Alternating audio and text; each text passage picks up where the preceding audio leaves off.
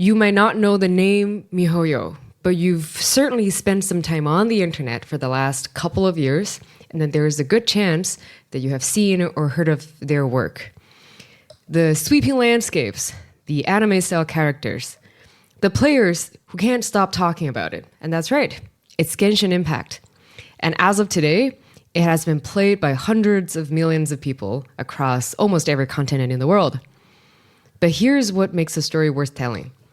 The people who built it, they started with a few hundred downloads. Not a few 100,000, but just a few hundred.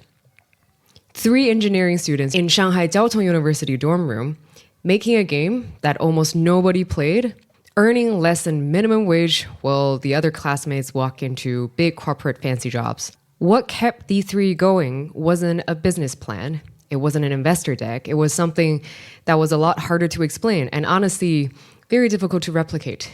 They were otakus, deep, unapologetic, borderline obsessive fans of anime, manga, comic, and games.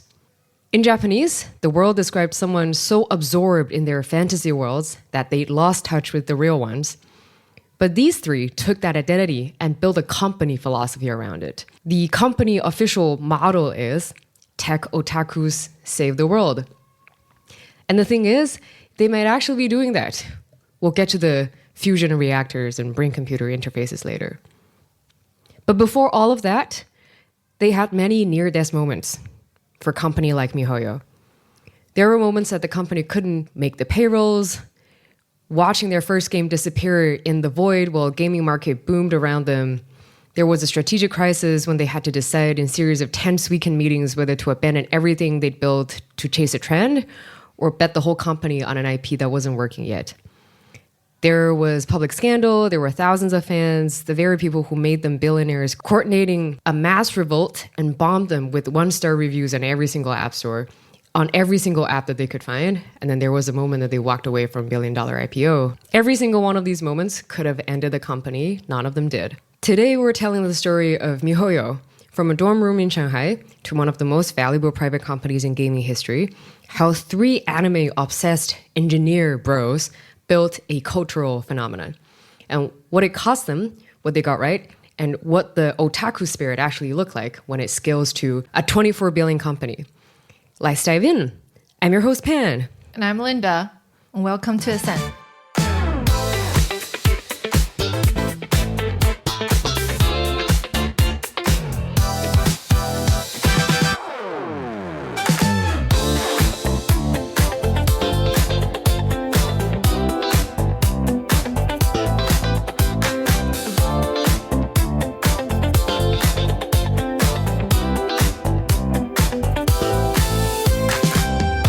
Before miHoYo was born, let's get to know the 3 very talented engineers who came around to the same university and founded that company.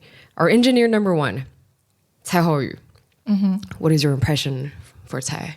A genius, first of all, like a lot of our founders that we've covered.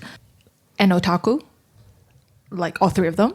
Very into tech, very into R&D research tech. He's kind of the center of engineering for the company.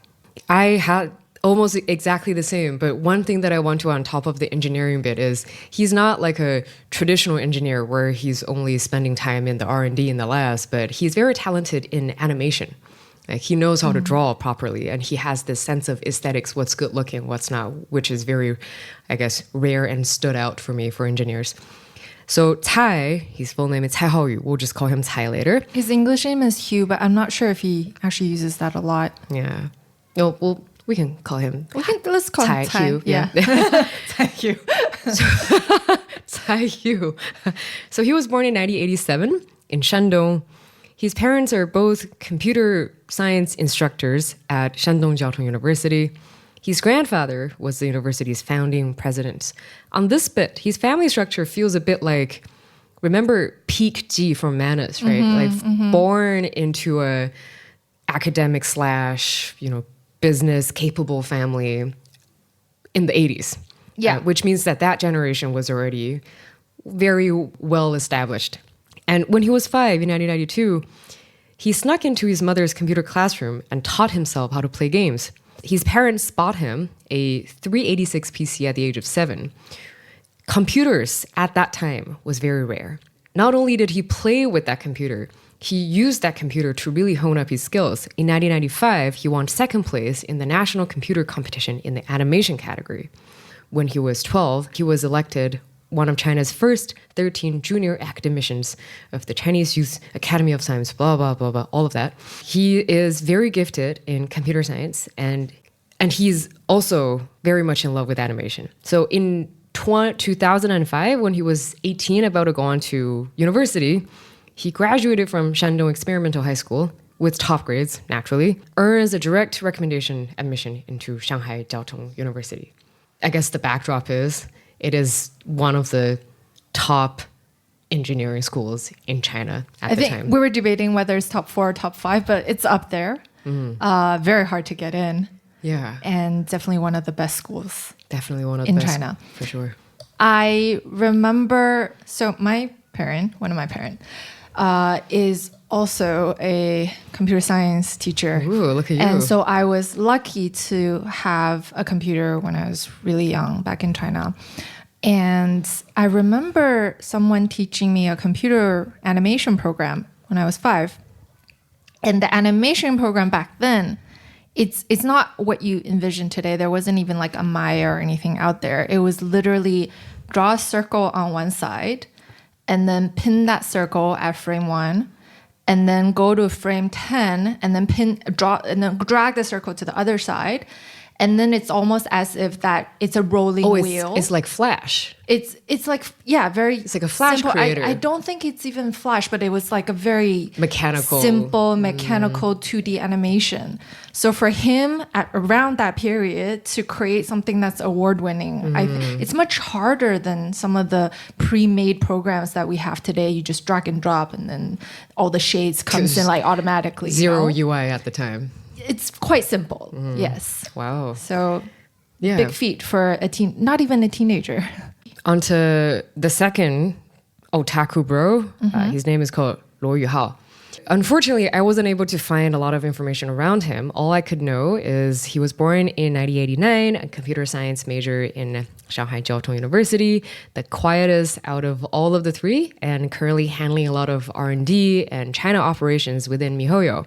And him, very much like Tai, is absolutely a genius, less so on the animation front, but he is very talented in mathematics. And he's got one of the highest scores in mathematics the year that he got recommended to Shanghai Jiaotong University. Also, he was a 16, not even 18 yet. And in computer science major, he's got like straight A scores, very good at writing algorithm, and he is in charge of the gaming economy, all the math-related mechanics in miHoYo later on, which is, I guess, finding the right person to do the right job. Young genius, but like just shies away from spotlight. Like really shy, like nothing around. We can't find much around this guy. And the third person, which is the complete opposite of the second person, Liyue, Wei. Brother Wei. Brother Wei. Big Brother Wei, as he's called by the dear fans. The community, yes. Dear Brother Wei. He's the complete opposite of Yu Hao. He's quite talkative. He's definitely on the more extroverted side of the three of them. Was born in 1987, studied computer science in Shanghai Jiaotong University. Quite public. And he was born in a relatively poor family comparing to Tai. Because he was very talented, he was able to get to one of the leading engineering schools. He was making a speech in Shanghai Jiaotong University, and then he mentioned that at the time that he joined the school, he felt a bit inferior comparing to the others, so he has to prove himself.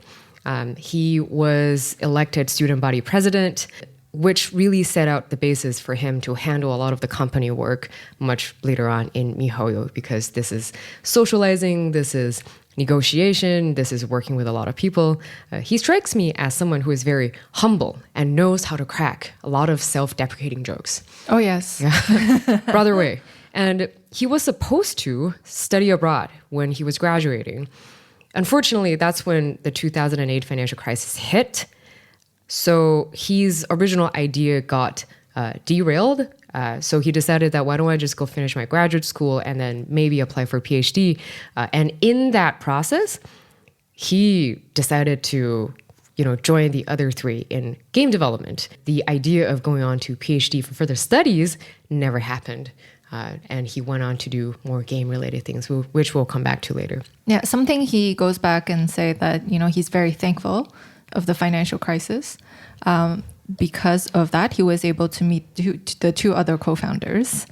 And he also mentioned that he was kind of your typical nerd, right? Studied all the time to get into this great university, studied all the time in order to get really good grades, wasn't looking sideways at all for undergrad. And then graduate school is when his personality started to change and started to shine. He started to talk to more people around him and realized that, for example, one guy he talked to, instead of going to all the classes, opened up a Taobao shop and earned thousands and thousands of dollars. So he was then looking all around to find business opportunities or entrepreneurship opportunities. So because of that, he was very appreciative of his graduate school, Shanghai Jiao Tong University, and it essentially changed him as a person and his mindset. Absolutely. And he was so proud of the particular point that you made. And in every single year's meeting new student ceremony or the speech, he would still tell the students that you will be meeting with a lot of excellent engineers in Shanghai Jiao Tong Universities, but there will be two groups of students. Make sure you make friends with both. There will be brilliant engineers who are just like Cai, and they're very introverted. You make sure you know them. There will be the ones who are really good at doing business, and they will have their needs. Make sure you also make those friends. And I think without that spirit, this company wouldn't come out of that graduate school period. Yeah, the three of them actually works perfectly with each other. Yeah. There is a fourth person. I will just quickly mention him. His name is Jin Zhicheng. We'll just call him Jin. Also very smart. Otherwise, he wouldn't end up in this university.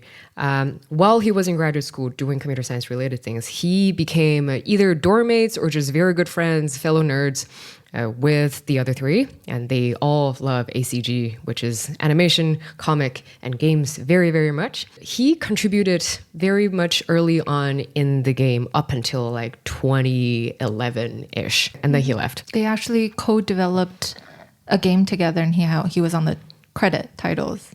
And then unfortunately, he got an offer from another Fortune 500 company. I think we can name Cisco, and he decided to leave miHoYo for this company. The time is at 2009 to 2012. This is at the very early days. So Linda, why don't we start with their first game? Their first game is called The Legend of Saha, which I strongly believe is actually only developed by Cai. He developed this game in order to enter a competition that is set up by Mochi. It's a Flash developer competition. He originally actually wanted to make an RPG game, a full-fledged RPG game. But because of time constraints and because the competition is coming up, he ended up making a much smaller mini game. And it's about a girl. It's always about a girl who lost her memories. And then as a gamer, as someone who's playing the game, you have to then go through all the levels to gain her memory back. One thing to note is that rather than just developing the game, he developed the engine behind the game. So it's like building a Unity when you're trying to develop nowadays. So imagine the difficulties of this, right? So we said he's a genius and he's very nerdy. And so he built an engine which is called the Misato engine. And Misato pays tribute to his favorite anime at the time, which is Neo Genesis Evangelion.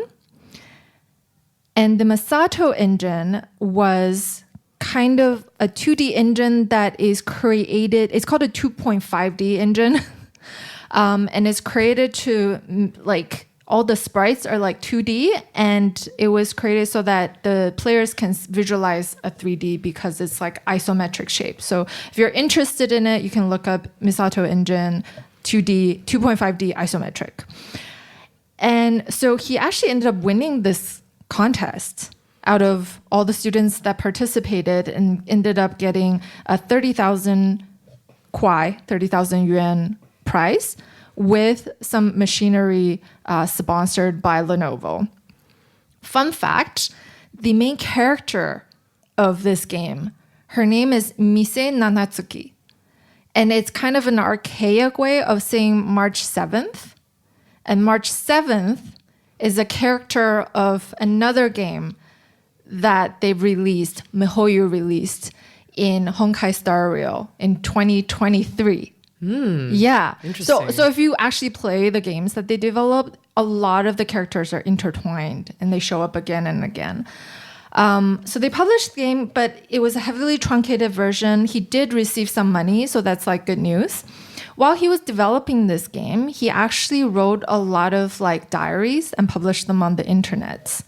And I do want to spend a little bit of time to read this one entry, which I think signifies the spirit of miHoYo all these years. Please. Since that I've heard of this whole paragraph yesterday and now we're talking about it today, I do think it's kind of like a manifesto that he has written down. That's true. For all the game development that happened later on, the ultimate principles that guided him. Let's hear it. It is. Yeah, let's hear it.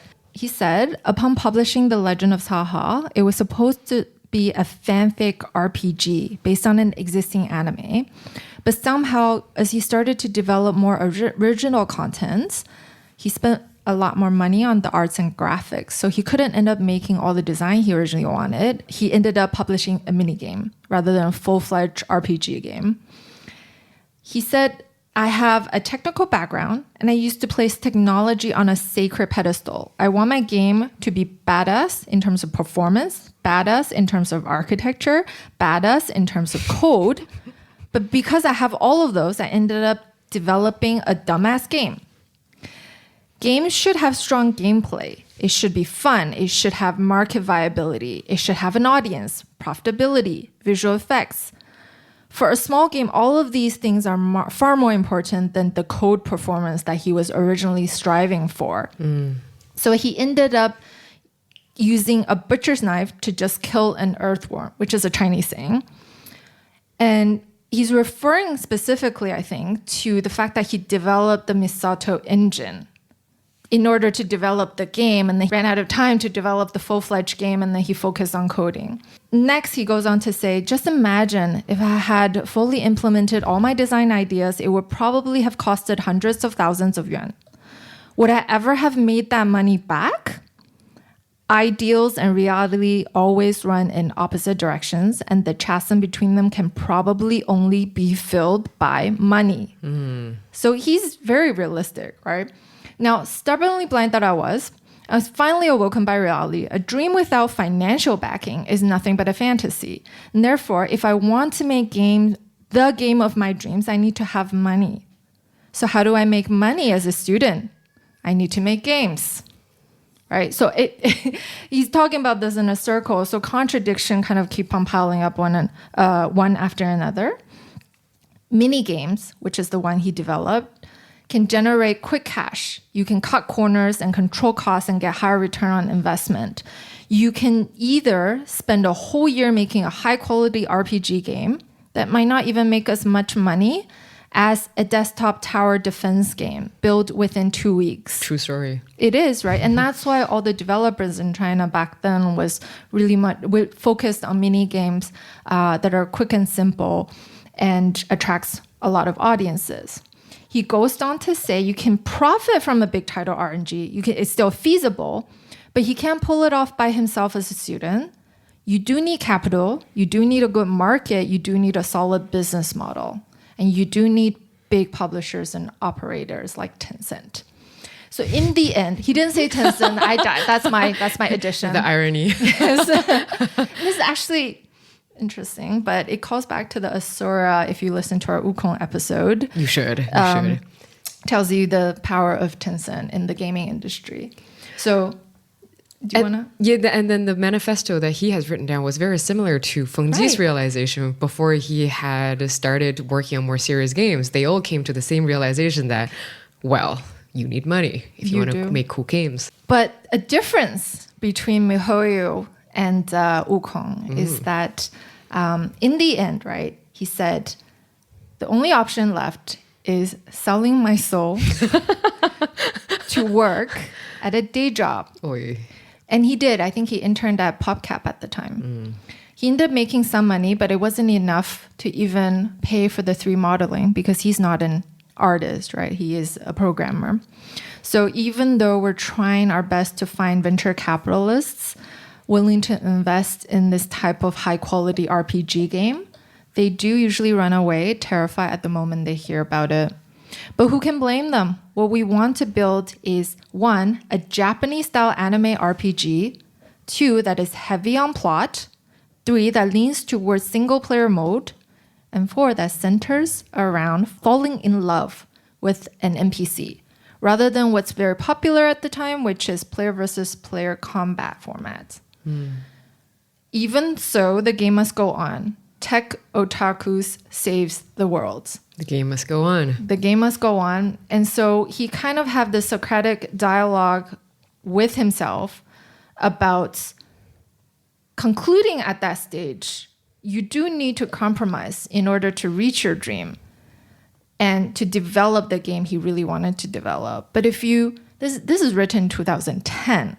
When he's 23. When he's 23. And if you look back right now of the type of game that he dreams to develop, anime-style RPG, heavy on plot, single-player mode, centers around falling in love. Maybe not so much the single-player mode, but for the most part, Genshin is like you can play the open world by yourself, right? It's mesmerizing how the dream company that he wants to develop, he envisioned it on day one. It wasn't when a founder says, you know, this has always been my idea to do this and this and that, and I exceeded.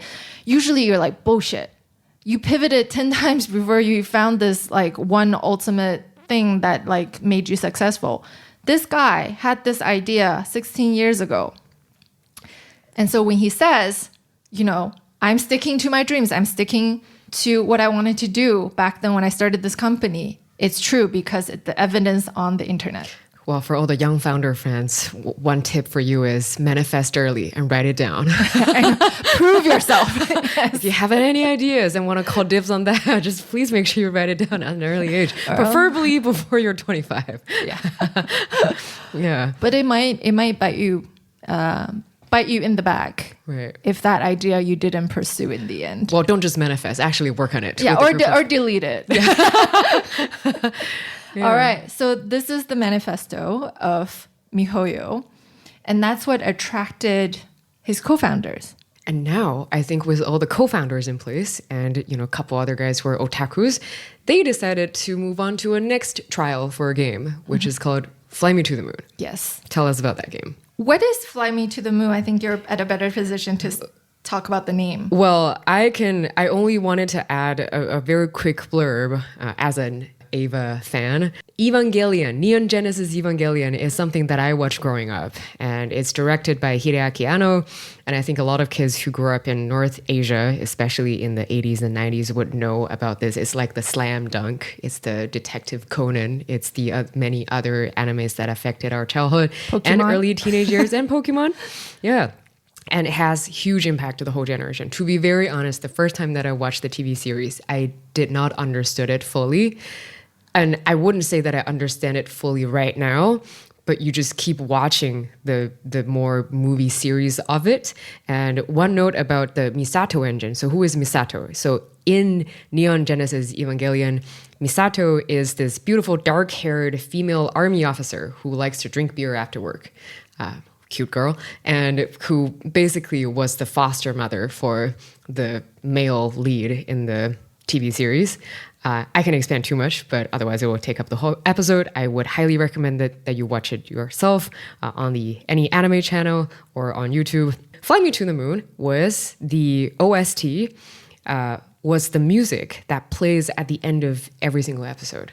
So it was the music piece that was involved. One more thing about, otaku and the director of Eva, Hideaki Anno. He was kind of the earlier person, not the first one, but definitely a definitive figure in defining who is otaku and what otaku spirit is. In Japanese, otaku is someone who is obsessed with or have an intense interest in anime, manga, video games, cosplay, or games. It's very similar to geek or nerd in English, very linked to ACG culture.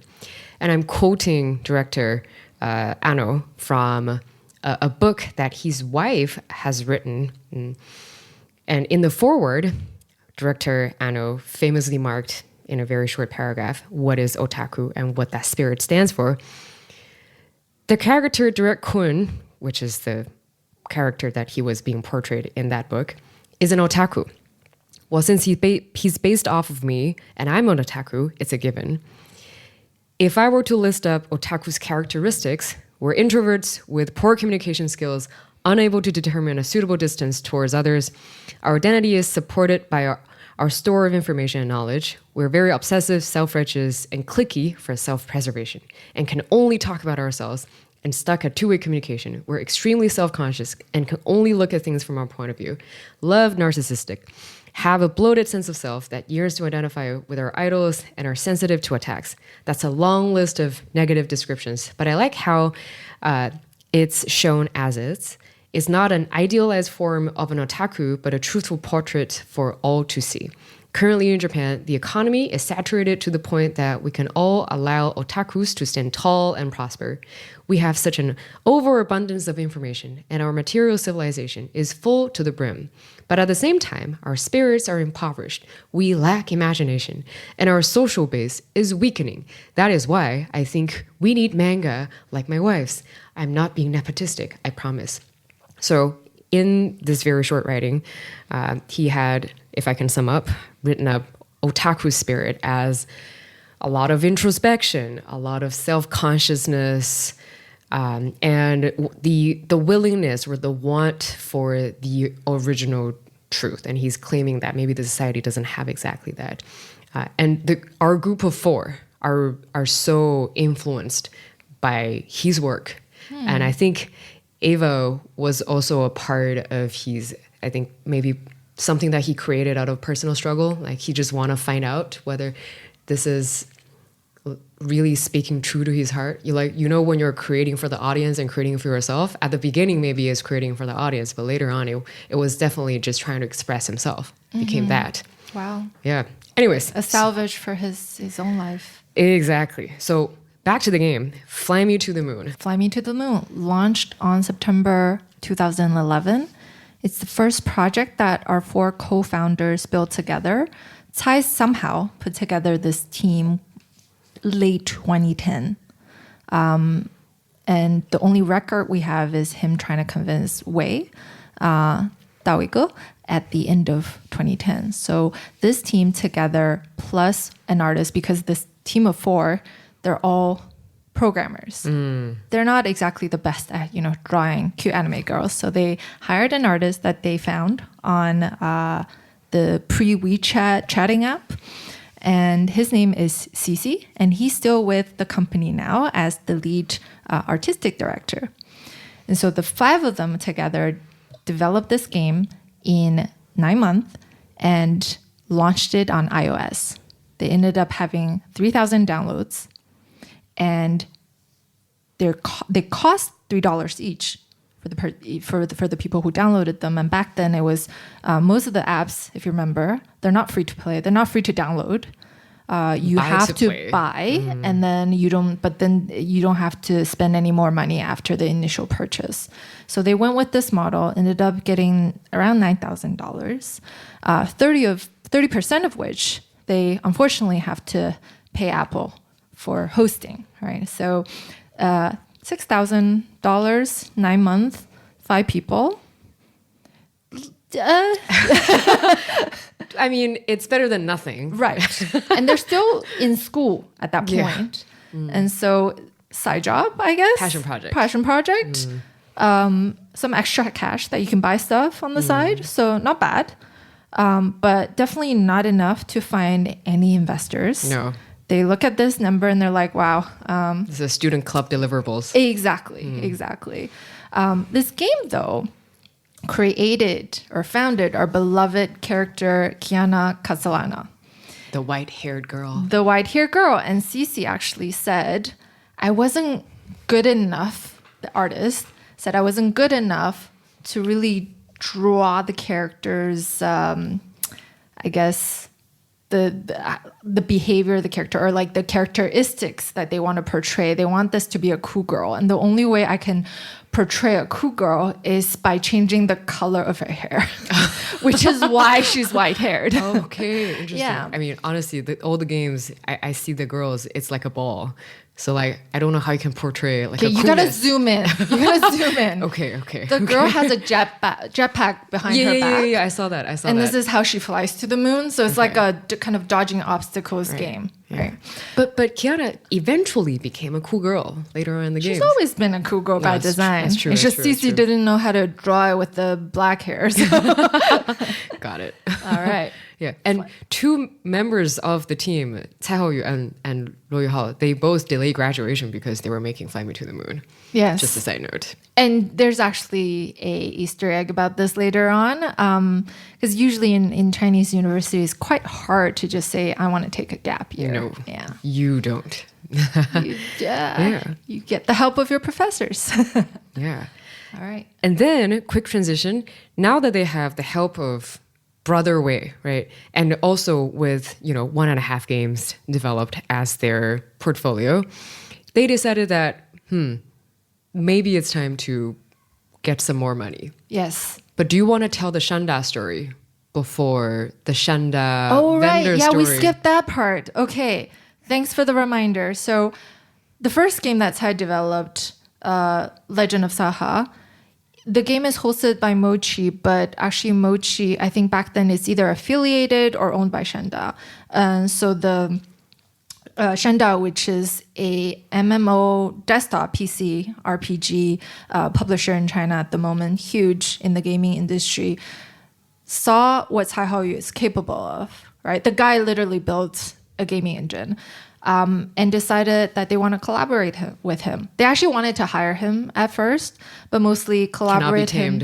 And yeah, he obviously rejected because Shanda isn't about cute girl games. They're more cash. Yes.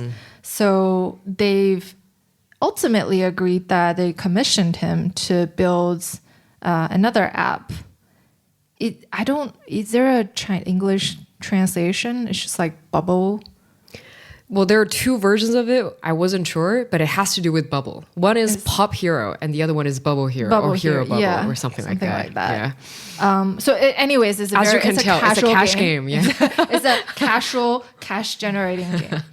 And because he's not exactly in the position to reject a huge gaming publisher, and they do pay him for it, miHoYo at first actually did make a couple of games for them. So they have been contracting out their time, not only for their otaku type games, but they also have been helping Shanda with their cash type games and generating some extra cash to sustain themselves. The other part of the extra cash is that Fly Me to the Moon. They entered another competition with Fly Me to the Moon, which is in 2011, late 2011.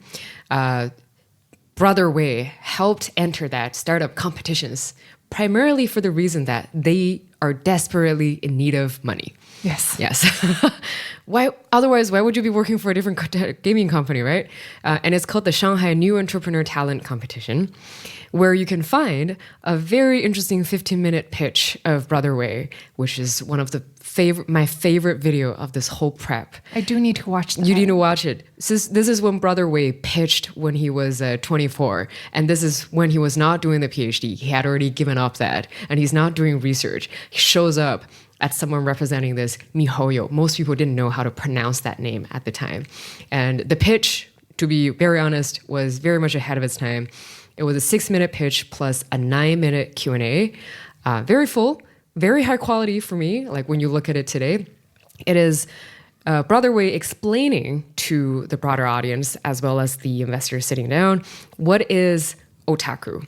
Apparently, Brother Way is very familiar with what otaku is and what they need. It's typically men at the age of 16 to 39, and they're mostly gamers or people who are obsessed with ACG, stays in front of their laptop a lot to play games. Mobile phone wasn't a thing in 2011 yet, so it was in front of PCs. And they're very kind, but very shy and don't know how to interact with females, but will like to interact with cute girls. And they want to take advantage of this exact business opportunities. And for me right now, I think this makes so much sense. But for 2011, most of the investors sitting down were like, there is no way that you can do this. It's way too niche. We don't know how it's going to work. And out of the investors, Pop Mart's an early investor, Maigang. And if you don't know who that is, you can listen to the Pop Mart episode. He was also sitting down there. He mentioned that he wasn't sure whether this can take off. He acknowledged that it is a business idea, but he just wasn't sure how many people can actually benefit off of this. And most of the investors can see that this guy has passion, but he was being rejected. Most investors don't believe that ACG gaming has a viable market inside of China. And you must know what Bilibili is, right? Yes. Right. So Bilibili had came out at around 2009. And in 2011 was also about the time when Bilibili is gaining a little bit of momentum, like early on. Bilibili didn't have a large group of audience at the time yet. And that was 15 years ago. Mm-hmm. Do you know how big Bilibili is right now with the ACG fans on it? No idea, but it's huge. The MAU is 376 million. Okay. Like, yeah. More than the size of the United States. Right. And and the average daily user would spend at around 2 hours on Bilibili. So that's huge business opportunities. But anyways, so nobody saw that this was a good idea in 2011. Brother Wei, he eventually won the third place in that competition. People liked his enthusiasm, but a lot of investors and the broader audience didn't think that this was an idea that was going to be so big later on. Yeah. They did get something, which is a 50 square meter office somewhere in Shanghai, 6-month free lease, only 6 months, but it's better than nothing, and an interest-free loan of 100,000 RMB, which is about 15K US dollar at the time. And I think they also got 20K in cash, which is not a lot at all. Yeah. That was late 2011, which means they have until mid 2012 to figure things out. At that time, actually, Tsai realized that they're going to be stranded on cash very soon. So the idea, or he told the team, or as folks claim that he told the team, that we are going to try to find an investor. If we find one in the next 6 months, we'll continue this business. If we don't find one in the next 6 months, we'll just call it quits and do something else with our lives. Find a job. Find a soul-sucking job. Yeah. But luckily, they did find someone. Oh my God. Who is that? Who is the early investor that really rescued them? The investor is a company called SkyMobi. They're still active now, but not as much because they're kind of a product of that generation, of that era. They are the app store of feature phones. And if you don't know what feature phones are, they're like your very own non-touch screen phones where you have to operate everything with 1 to 9 key. And there's app stores on it where you can purchase apps, and they collaborate with a lot of OEMs, including MediaTek, which is a huge OEM feature phone manufacturer, but also Lenovo and Huawei back in the days. And so any of these phone manufacturers would have a pre-installed, let's say, SkyMobi store. And then when you, similar as Google Play or iOS App Store, if you download something from that store and paid for it, they charge a platform fee. So they made a killing on that generation of mobile users. and ended up IPO. And so with part of that money, a tiny, tiny part of that money, they put 1 million Chinese yuan, which is 150-ish thousand USD, to gain a 15% share of miHoYo. And just wanted to add that miHoYo has only been officially incorporated in the February of 2012. They've used the logo miHoYo for their competitions or whatnot before, but they officially became a company in 2012. 1 month later, SkyMobi invested. And I highly believe that SkyMobi actually probably agreed the investment before so they incorporate because they need an entity to receive the investment. 2 days before SkyMobi joined officially on paper, our fourth founder unfortunately found his job. Well, fortunately found a job. Unfortunately, he found a job. But unfortunately, he left miHoYo. Yeah. Oh, well. It's fate, right? It is. Yeah. I think because of like a lot of things happened towards the end of 2011 or early 2012, but they also started developing a new game. Yeah. What's that game? There's two names for this game. In the Chinese version, it's called Honkai Gakuen, which is Honkai school. Honkai is a word they apparently made up. And in the English version of the game, it's called Zombiegal Kawaii. Very otaku sounding name. You might be wondering what this game is about. Kawaii zombie girl. Exactly. Zombie girl kawaii. Exactly. I think they even mentioned in their description in the App Store, it is just a game about pretty girls fighting zombies. Straightforward. Exclamation mark. Done. Exclamation mark. So there's not much storyline or anything. It's just the same silver-haired girl, Kiana. And it's a left to right kind of a shooting game, 2D shooting game. So there's zombies all around and she has to shoot the zombies before the zombie approaches and kills her. On the final company registration and why they ended up calling themselves miHoYo, just a quick plug. So they originally wanted to call themselves Hoyo because Haoyu H and Yuhao Y. So you can see It's just left the two other founders. Yeah. Okay. Yeah, I know, right? It's like brother Wei. You say Wei Hoyo Jin. Yeah. Like no, that wouldn't be no. They wouldn't. It doesn't work. Okay. No, it doesn't work. They won't be Hoyo famous. works. Hoyo works. Hoyo works, but you can also see like how the engineers are quite a big culture in this company, right? It was Brother Wei who decided that like all names should have like double O's. So that's where he comes in. That's yeah. He contributed the 2 O's, but Hoyo was already registered, so they had to add like a twist to it to dereplicate. And Mi was Miku, was Hatsune Miku, which was kind of a. It was a virtual, like the Vocaloid, who's like a mascot for the Vocaloid software voice bank developed by Krypton Future Media. So she is a 16-year-old virtual idol with long turquoise hair. And if you don't know about her, she's huge. Like her concert tickets, she played at the O2 studio in she London. She is still on tour like now. Yeah, I know. She's huge. Oh, another fun fact. Did you know Bilibili's name before it was Bilibili? Oh, I didn't know they had another name. It's called Miku Fans. No way. That's so cute. It's all because of Miku. Wow. Thank you, Miku, for contributing to the two biggest like otaku culture companies in China. Right. And of course, when the company is registered, what comes in as the company's vision and mission? Tech otakus. Save the world. I was like, Miku. Miku too, right? Love Miku. Okay. Yeah, that Tech too. otaku save the world. And they definitely stay true to this tagline. They have one game developed. Zombiegal Kawaii. Zombiegal Kawaii.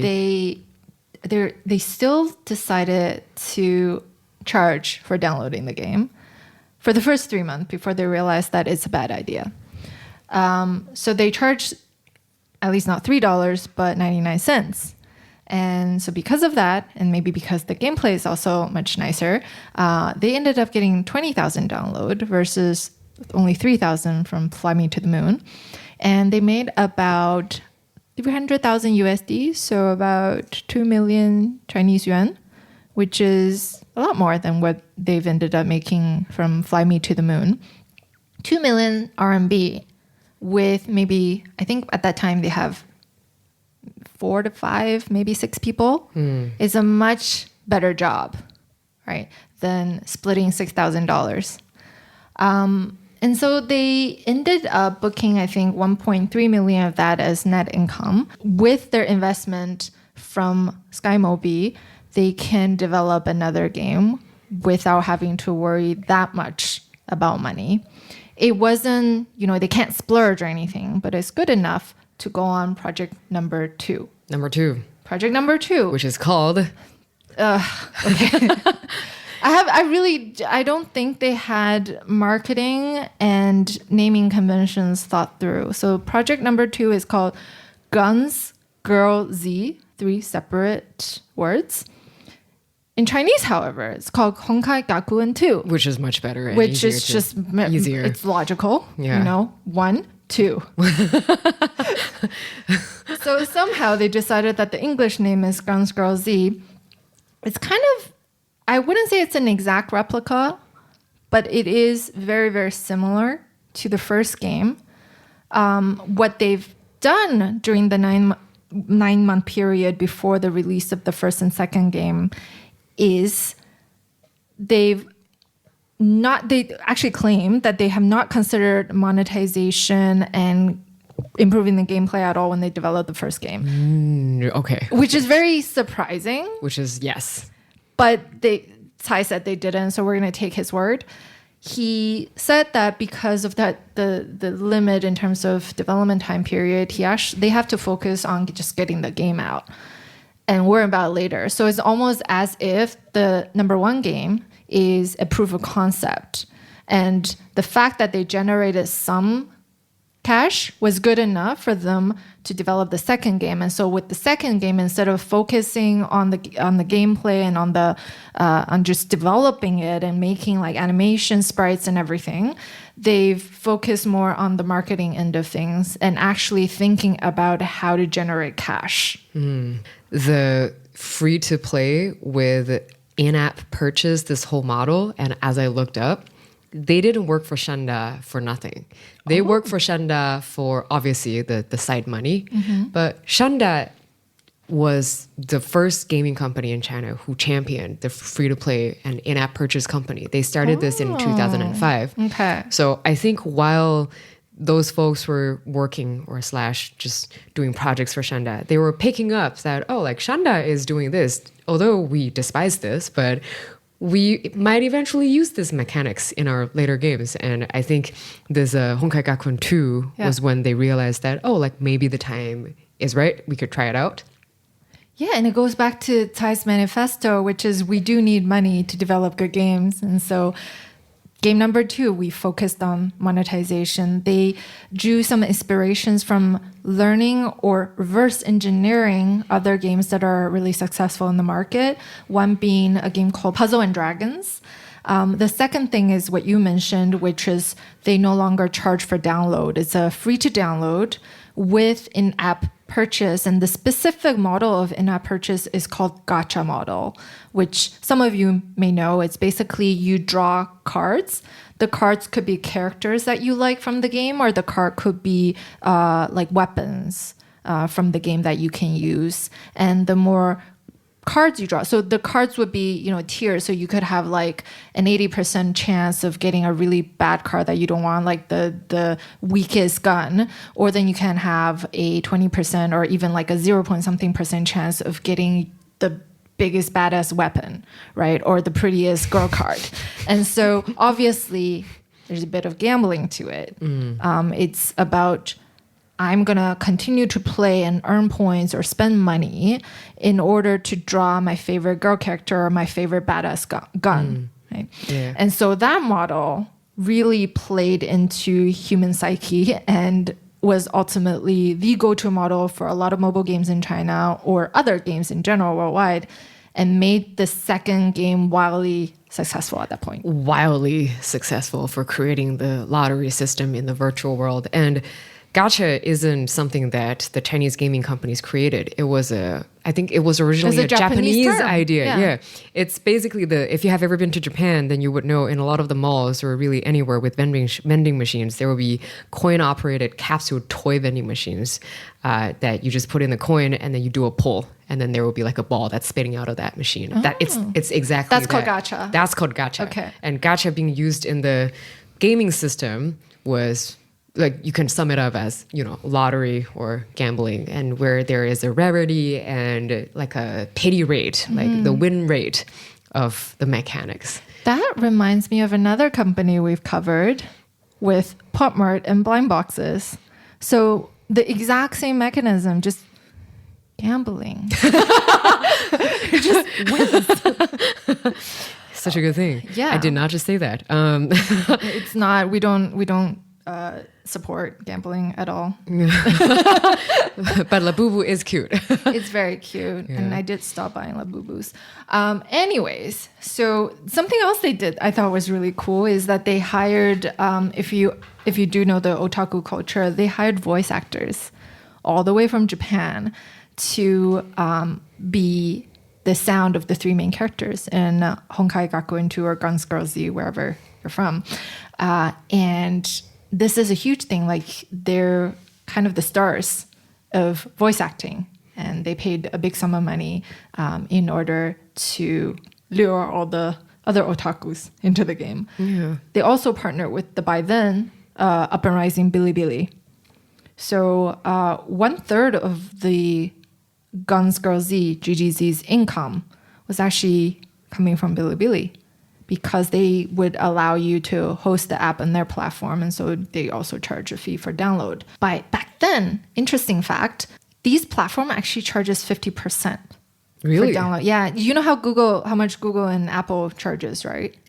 30%? Yeah, well, yes, they charge 30% for the platform. All Chinese Charge even more? They charge 50. Ooh. Tencent charges 50. Huawei charges 50. Everyone charges 50. But when Houkai and Gakuen was developed and distributed, well, I think obviously the gacha economics helped a lot. And with the distribution on Bilibili, that really opened up a market. But a little context for the broader market, China's smartphone really exploded in the year 2013 and 2014 when they needed a better mobile environment for everyone to play that game. Definitely more people were holding a cell phone in their hands. By 2014, China has about 500 million smartphone users. Also, thanks to Xiaomi. If you want to know that, please go back to listen to the Xiaomi episode. We're really like just putting together all of our past episodes together here. And for the ACG fans, and like you said, Bilibili collected all of them. And at the time, it was growing very fast. At least 100 million core ACG fans are in China. Considering how many people we have, I think that's a pretty significant number. Wow. We do have a lot of otakus in China. Yeah. And another thing, if you have remember, the Attack on Titan, that comic came out in 2013. That was much earlier than I thought. Yeah. It's a lot earlier. ACG is no longer a niche thing. It is a major commercial opportunity in 2013. And everything that Brother Wei has pitched in 2011 is starting to become real, and real business values are coming in. Yeah. And it shows in the numbers, because in 2014, 1 year after the game is released, they generated Honkai Gakuen 2, 9 million Chinese yuan. Ooh. It was 2 million for the previous game, right? So it's basically 5 times that the first year. They generated double that the following year, 2015. So this Honkai Gakuen 2 essentially helped them with maybe not financial freedom, but enough money so that they can develop whatever they want next. And by whatever they want, they really went for it. Because back then, all the mobile games actually have capacity issues, right? You can't create... The pack can be too large. There's a limited number of gigabytes that you can store on it. You can't go all out. But somehow, Tsai, being the leader, decided that, you know what? 3D game sounds like a great idea for our next game, which is released in 2016. And back then, there's not that much 3D games. Not at all. Especially not in the anime kind of genre, right? So, and not in mobile, because there are 3D games in PC and in console, but mobile is just so tiny. Like you model all the things and you put it in. The phones are not that ready yet, No. right? It's not today's iPhone 17 Pro, where you can put any graphics on it. But he said that, as when you start developing, the Moore's law will create better phones and better hardwares for you. So they kind of made a bet, a calculated bet, which really paid off as well. So now the naming comes back. Honkai Impact Third, which is finally... So right? So... Just the subtle changes, the nuance, the pain that you have to remember all of them. Yeah, like if you're a player in the US, you're like, oh, I love Gun Girl Z, but why is there Honkai Impact Third? Where is Honkai Impact Second? But anyways, the 3D game is called Honkai Impact Third, and that's finally been standardized globally. Thank God. So it is the third game of the Honkai series, and they continue the kind of storyline of Honkai Gakuen 2 or Gun Girl Z. Honkai Impact Third was released in October of 2016, right? End of the year. And by the end of December, which is only like 3-month period, they've already made 15.5 million, which is like 50% more than what they've made in the entire year of release after Honkai 2. And so the next year they made 3.5 times more, right? So overall, 50 million CNY a year. That's pretty much then, at that point, you have enough cash to make even more bets on what you're going to develop next. Yeah. It really takes a lot of burden off of you, right? You're profitable and you're self-sustaining. You no longer have to be thinking about which game do I have to make ends meet. You're achieving the impossible dream of making money while in the meantime still creating great games. Games that you want to create. And you don't have the burden of constantly going out and trying to find investors, which is a lot of... it's very time consuming for an entrepreneur. So they didn't have to worry about this. They can just focus on the games. Honkai Impact Third was featured on Apple's App Store homepage the second day that it was released. And it was not a paid placement. It was just editorial validation on how good the game is. And that game immediately went on to be published in Japan, Taiwan, South Korea, and Southeast Asia, where all of the Asia's otakus are clustered in. Made a lot of money. Made it to Editor's Choice in Japan and South Korea, which is great. These places are where the most picky otakus are at. And one fun typo story is they didn't mean to make it Honkai, Honkai. It was spelled Houkai, Houkai in 2. And because of a typo, on the release day, most of the fans saw Honkai Impact Third. So they just went with it. They just went with it. Okay. Because at that point, it's already launched. There's no use correcting the mistake. But glad is the first word and not the second word, because you can't spell impact wrong and get away with it. So in 2017, because the game launch was really successful, so they decided to file for an IPO. They filed for IPO prospectus in China's A-share market. The CSRC, the regulatory committee, replied, let us think about it, leaning towards no for 2 reasons. Primarily, you only have one IP.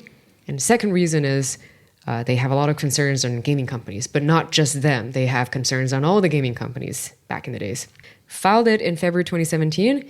By December 2017, it was still being reviewed and updating and still waiting. And 2018, same attitude, nothing changed. And this is very different from Tencent and NetEase. You may be asking, like, why did Tencent or NetEase got listed so easily? They were listed in different places, and Tencent and NetEase did have a lot more diversified business portfolio.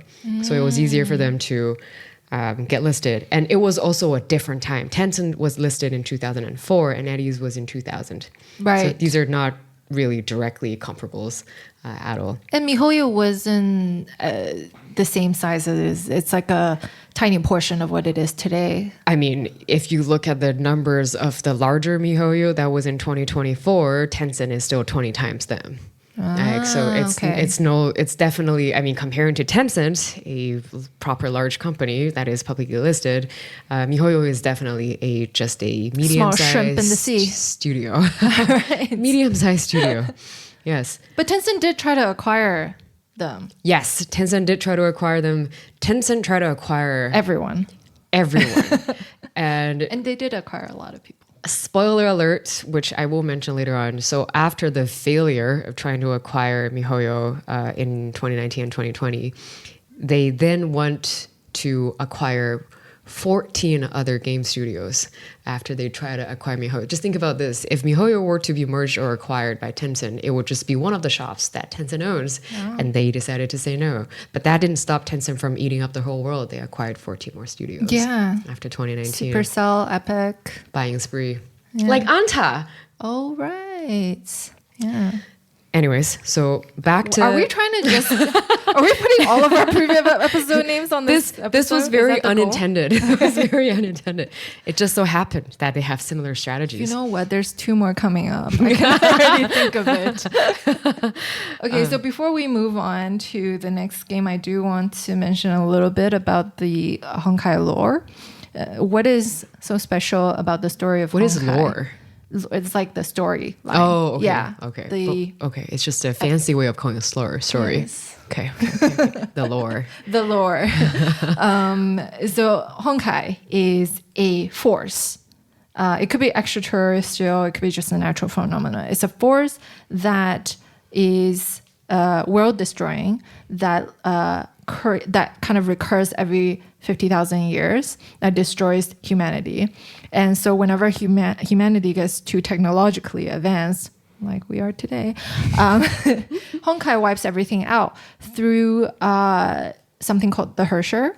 And so the Hersher is like you kind of get that power of the Hersher goes into someone's body, a human's body, and then it has like physics defying powers, and then it destroys the world, kind of thing. Okay. And our protagonists, one of which is still the silver-haired girl, Kiana. There's 2 more, so there's 3 protagonists. They're all they're called student Valkyries, and they're supposed to kind of protect the world. Student Valkyries. I know. Wow. Yes. Okay. Valkyries. Wow, what a nice concept. I know. Ooh. Well, it's the lore. Yeah. So they're female high school students or soldiers, basically, that resist the Honkai energy, and they can then kind of defy this energy and try to save the world. Without any more spoilers, let's continue to our next game, which is the big one. The big one, Genshin Impact. One thing before the big one that comes up is I do want to quickly mention how the R&D force of miHoYo eventually evolved because of Honkai 3. 2017, it was only about 70 to 80 employees that were involved in developing the game. And in 2018, that number went up to more than 100 people were in the research and development. And by 2020, that number has quadrupled. It's then nearly 400 people. So it is as much of a content tech development company as it is a gaming company. And with that, let's dive into Genshin Impact. Yeah, I have a question for you. When suppose you're an otaku, and when you make a lot of money, what do you do? I spend all of it on cute girls. Is that the right answer? Invest everything that you have made into the next game that you're going to develop. I do think the 3 co-founders, namely Tai, who's kind of the spiritual leader of the 3 and also the majority shareholder, he has a small bit of a gambling mentality. He all ins almost every time. Just a little bit? Just a little bit. Just a little bit. There was, really not... He's not afraid of failure. He's very confident in the team. And I think the idea is that even if you do fail, you can just somehow start over again. So that's really huge confidence in the team, but really putting everything you have onto your next game for 3 games straight, back to back. And he also takes up challenges that are exponentially harder than the previous one. Right. Like you could have not done the 3D portion of it because it's kind of like Wukong where they learned Unreal Engine 5 to make Wukong from scratch. For them to make Honkai 3, they actually also had to learn 3D modeling from scratch. That's why it took a bit longer than the first two games. And for Genshin Impact, that everything everywhere all at once moment was when CAI decided that we are going to go beyond 3D. We're going to launch on mobile, PC, and console all at once. And we want to create an open world RPG. Because we can now with the money that Honkai is generating, we're just going to go all in to develop the best technology there is. Yeah. Right? And it paid off. But before we talk about how it paid off, it took them a while to figure out the next game, right? So two things. Why didn't they develop Honkai 4 after Honkai 3? Yeah, why? Right. Okay. Because of the IPO was kind of a push that they need to diversify beyond one IP. Yeah. So IPO actually said, the governing body actually said, we're not sure about letting you IPO because you only have one IP. So that was probably one of the reasons. The other reason is that they watched Zelda, Breath of the Wild coming out during that time period. And they realized how captive an open world game is. Captive. So the mix of that ended up creating Genshin, which is open world and a brand new IP. While I was doing research, I saw that 2017, almost the entirety of it was testing and discarding and testing and discarding and testing and discarding until they met Zelda. Wow. And they got inspired. Actually, so this is like CAI is also very good at not thinking about sunk costs. All the reasons that he should not be listed. No, but it's actually like in economics class, right? Your decision should never be considering sunk costs. And so there's so much stories on the internet about them throwing away projects that are actually so far advanced for most of their competitors or other smaller gaming studios, but they decided not to go forward and not worry about the millions and billions of dollars of sunk costs that they have already put in. So that's one trait that is very dangerous at times, but it's also that trait that paid off for miHoYo. So not compromising. Genshin Impact started going underway for development. In 2017, I think this is when they decided that, we want this to be roughly this format. And we got so much cash to do whatever we want. 2018 was when Genshin Project manga begins to come out in a serial manner online. So putting more content out there. And I think that was a test to see how people are reacting to the gameplay. It is always also what they claim that the studio, miHoYo, is not exactly just a gaming studio. It's a content creation company. They center themselves. And also this goes back to the manifesto. Like it's always about content development rather than creating a game. Right? So they wanted that content, that IP to stick with its loyal fans by creating a universe around it, not just the game. The whole 2018 to 2019 was when Honkai was making its money and when they had a sweet profit margin, didn't have to worry about money. And while they were just creating different chapters of Genshin. In January 2019, there was a sort of a teaser that came out, right? And that set out a small fire of discomfort. Small? Yeah, small-ish. I don't know. So in the gaming community, it's just a wildfire. Yeah. So miHoYo officially launched the reveal Genshin Impact video in January 2019. And that video it wasn't even an official chapter. It was the prologue bit. It took place in Mondstadt. And that had a lot of similarities with Zelda, especially with the climbing and the gliding. But to be honest, I watched that video. I think there were only like a couple seconds that were very similar to Zelda. The story itself, is totally different. But because this was launched, the fans started reacting to them in the year 2019. And in August, and two very large game events that happened, one in China, which is the China Joy, the other one in Los Angeles, which is the E3. In both conventions, there were protesters chanting that miHoYo was copying, there's plagiarism, and one protester even destroyed a PS4 console outside of the venue. So it wasn't looking very good. And of course, a lot of the people in miHoYo who were developing Genshin Impact were quite discouraged. And the team was feeling genuinely distressed. And this is when Brother Wei comes in and say, guys, what the media was describing was not what we were trying to do. We are not plagiarizing any games, but we're going to double down on just making our own game.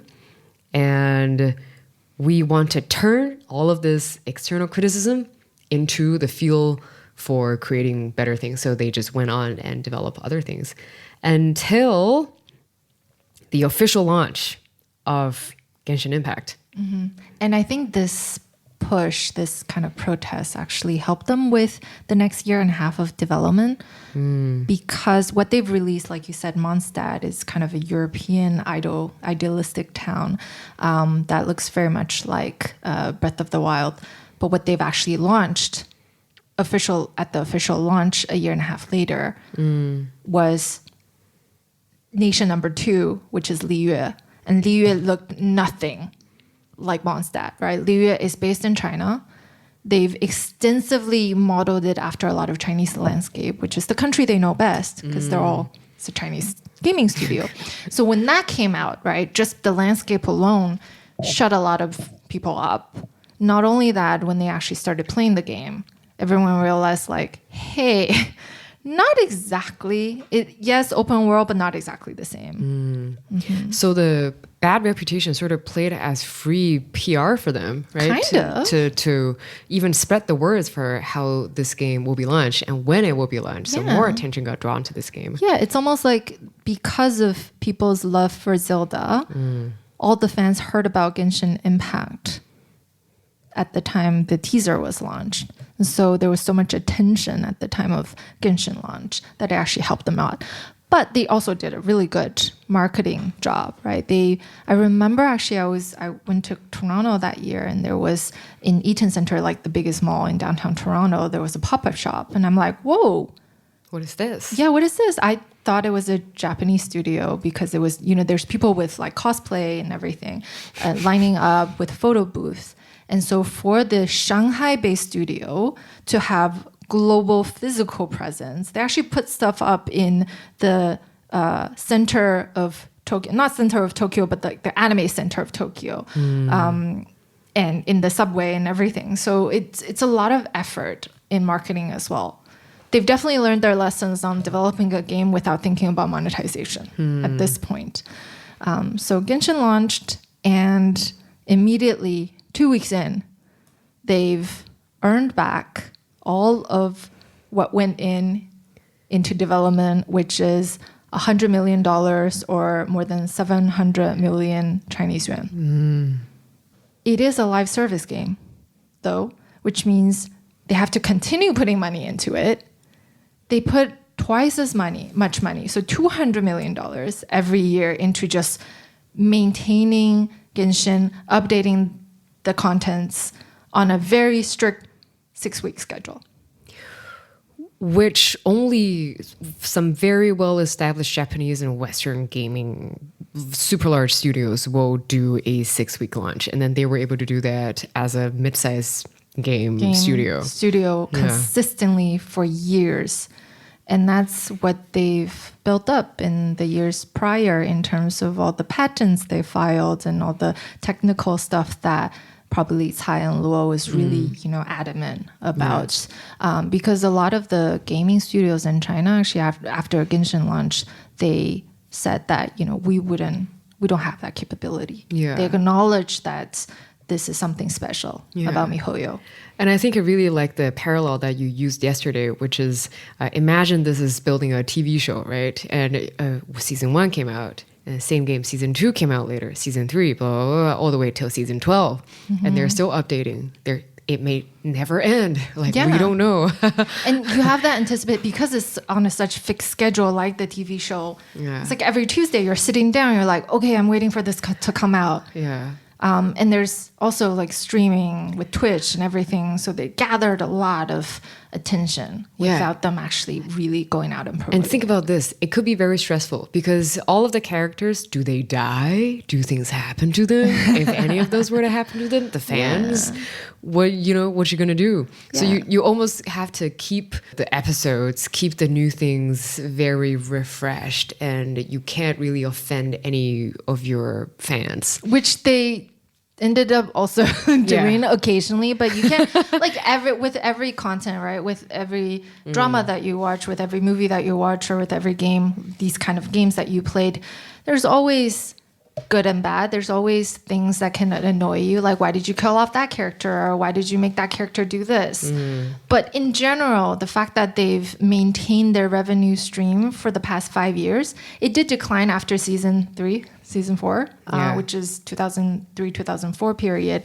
2023 and 2024 period.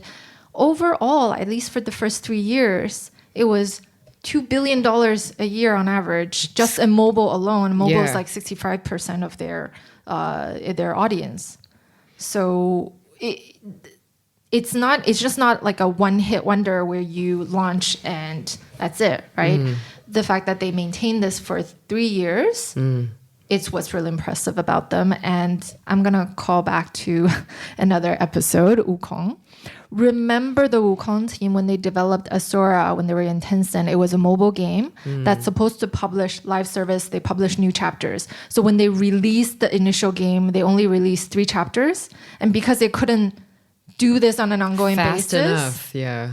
Tencent's management took over and said, well, if you can't do this, then we're just going to monetize the out of it, the beep out of it. Yeah. And so Genshin actually didn't let that happen.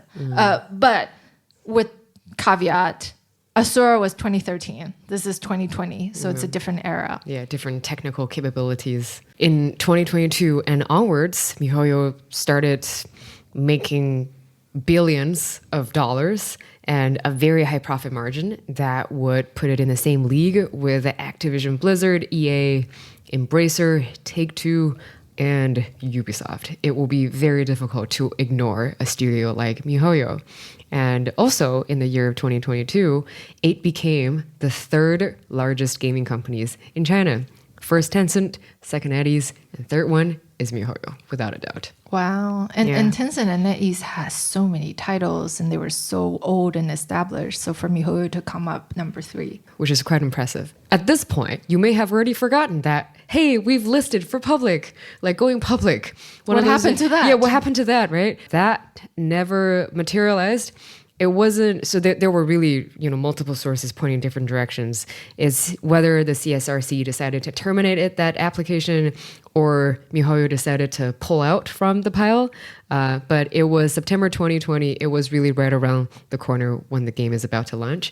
And I don't think Tai was interested in that anymore, just because I'm just going to be spending a lot of money to develop the games, launching updates every 6 weeks. There's actually an interesting story around that. There's by that point, like after Genshin release, there's a lot of investor actually going back to miHoYo, like approaching miHoYo and be like, give us some. Can we invest? And obviously they said no, because not only are they not stranded on cash, they had like millions of dollars looking for investment. So they were actually taking their money to all the banks around Shanghai and be like, do you have anything that can give me a good return instead of me putting this in the bank, because they just don't know where to spend the money. They did found some places to spend the money, which we will go into later, about all the very interesting investment choices. Very interesting Investment choices. But, by this point, they're not cash stranded anymore. They have more cash than they've ever wanted. They've also approached their one and only investor, SkyMobi, asking if we could get the 15% back. And of course they said no. No, SkyMobi's like, no, we're keeping it. Yeah. Reasonably, right? Because I think by now it's already 10,000 times of what they put in. Yeah, too big to be pulled out of. Otaku moment. Yes. So I'm not a gamer myself, but I did listen to some of the music of Genshin Impact. I think it's very well made, first of all. Oh, they spent so much money into making this. Their music producer is a celebrity now. Also a Thai. Oh, really? Okay. Yeah, it's a celebrity. How? What did you find? Like all the fans love him. He's like the person to. I think he switched To a different studio.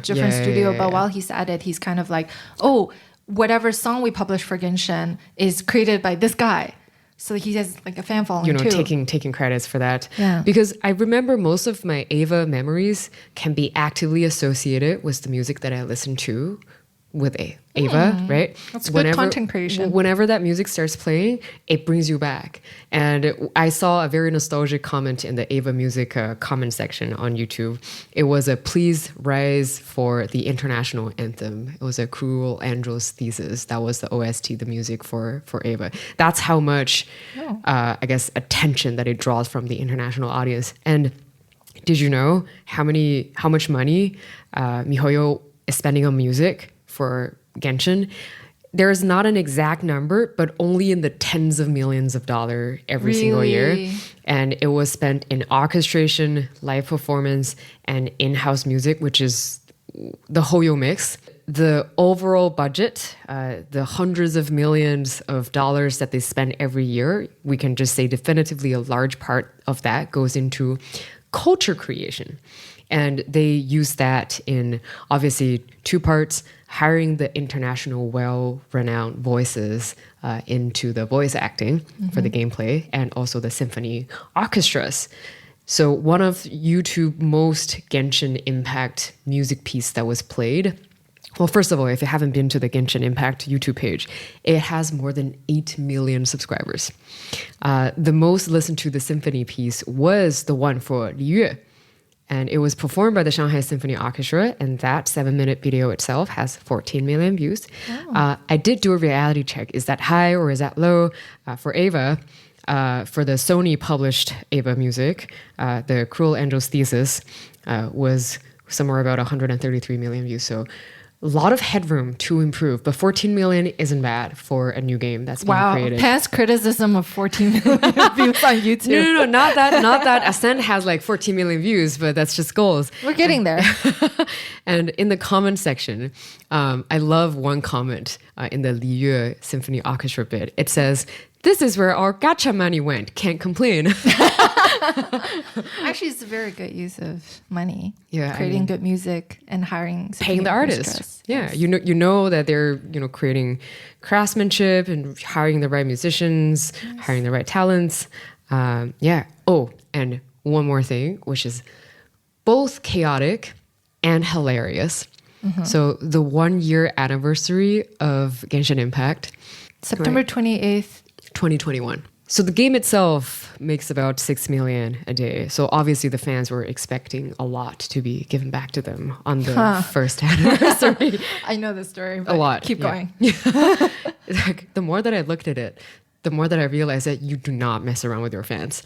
They were expecting maybe their favorite characters to gacha cards, like Ayaka. They were expecting more polls or lucky draws, but all they get in the live stream was some art contest, cosplay competition, and a photography raffle, which is very underwhelming, right? Nothing For a fan that continuously pay in the gacha system.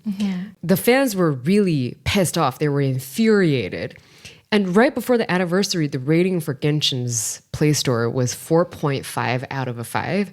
And almost immediately after the anniversary, after all the fans are pissed off, aka a lot of like young teenagers, 17-year-old and above, and like some younger adults who are in college. People who know how to revenge online. Basically. Oh my God, people who really know how to revenge online. They rated 1 star on Genshin Impact on all the miHoYo games. And not just that, it was like an App Store revenge in total. Wow. And Genshin's rating dropped to less than 2 out of 5 immediately. Honkai was even impacted, and fans were still not happy. And fans started review bombing on Arc Knights, Clash of the Clans, Pokemon Unite, Cookie Rank Kingdom, Punish Grey Raven, Google Classroom. What? League of Legends, Alchemy Art, Roblox, Call of Duty, everything. And then really the funniest bit is Google Classroom. Google Classroom. Like they took the revenge there. They were just... Oh, it's because it's Google Play that listed them. It was just that like whatever a app revenge on store... Google. Yes, whatever app store that they can get into besides the revenge on Genshin and Honkai and all of the miHoYo creations, they just started writing bad comments about Genshin. And on day one, miHoYo didn't respond to that. They're like, we don't know what to do with it. And in 2 days, they finally responded and trying to fix the problem. That's a slow PR process. Oh, it's very slow. I don't think they know who they're dealing with. It's the first time that they're meeting with all these international fans demanding so much. So as a payback, miHoYo gave really everyone 400 primal gems and a cosmetic wing glider, and accompanied by a note that says, "Thank you to all of our travelers." Okay. It's probably Brother Way's idea, but people were pissed off. And I can see why. Yeah, But also that was a lot of bilateral side effects for all the other game developers and Google Classroom. I'm sorry. The product manager there would be like, what's going on?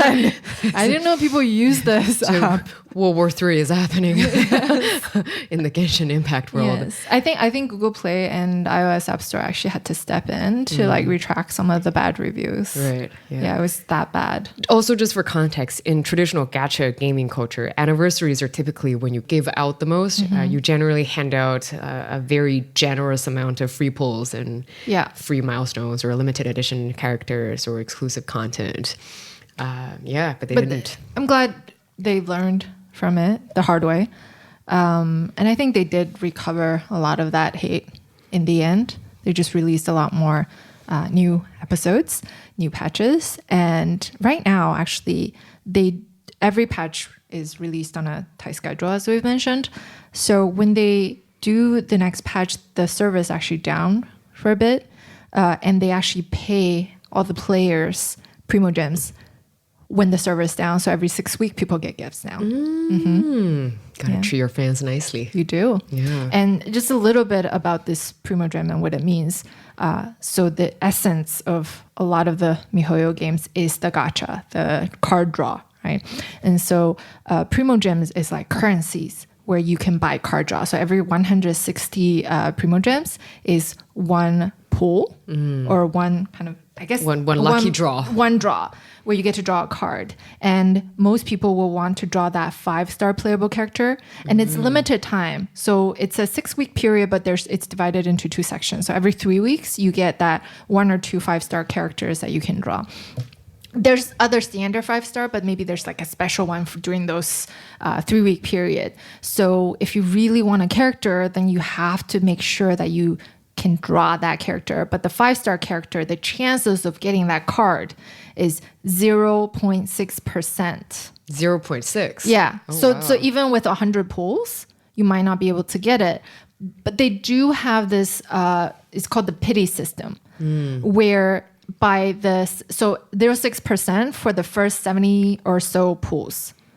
Likelihood of you getting the 5-star is almost 0 because it's 0.6.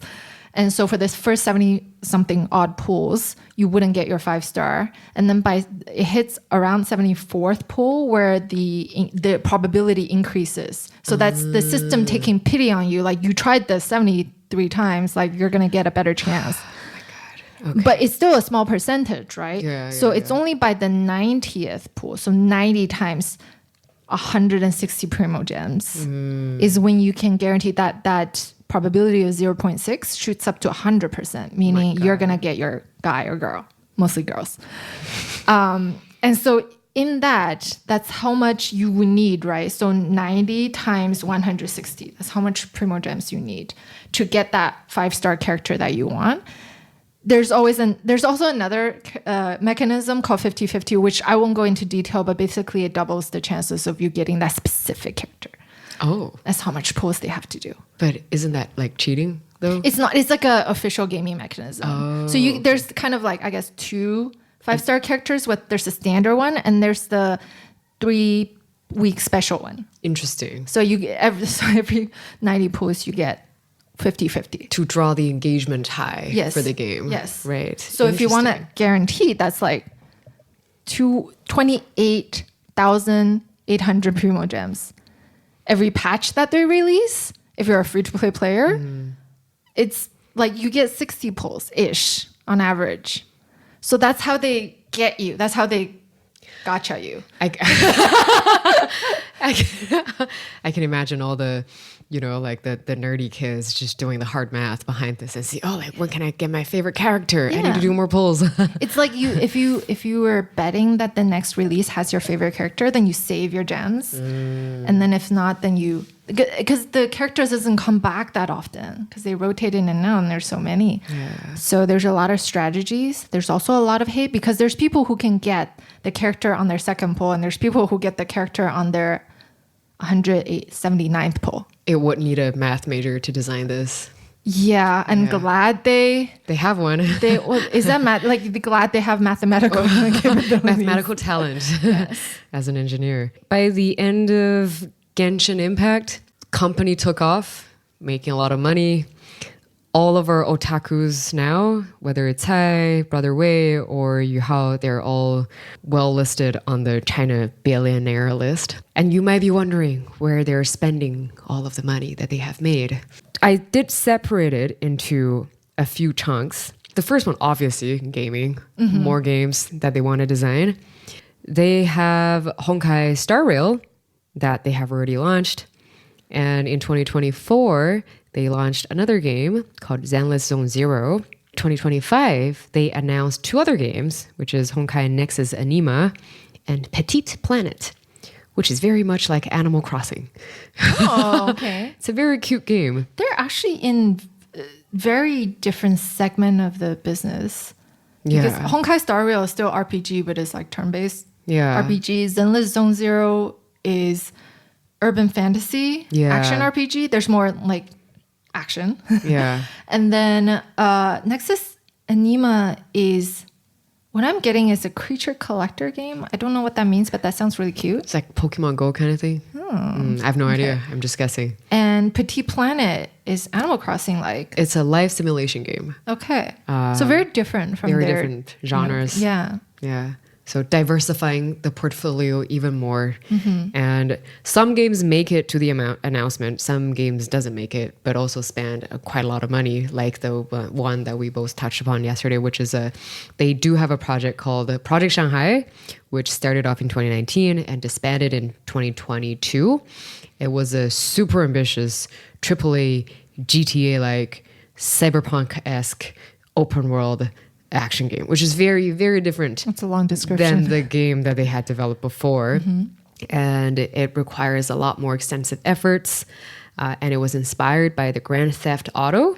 And the gameplay style was, open world, very modern, and incorporates shooting mechanics, Western style. But this is all very different from the genetics that they had built up before. And they were trying to use Unreal Engine 5. Unfortunately, this game did not materialize.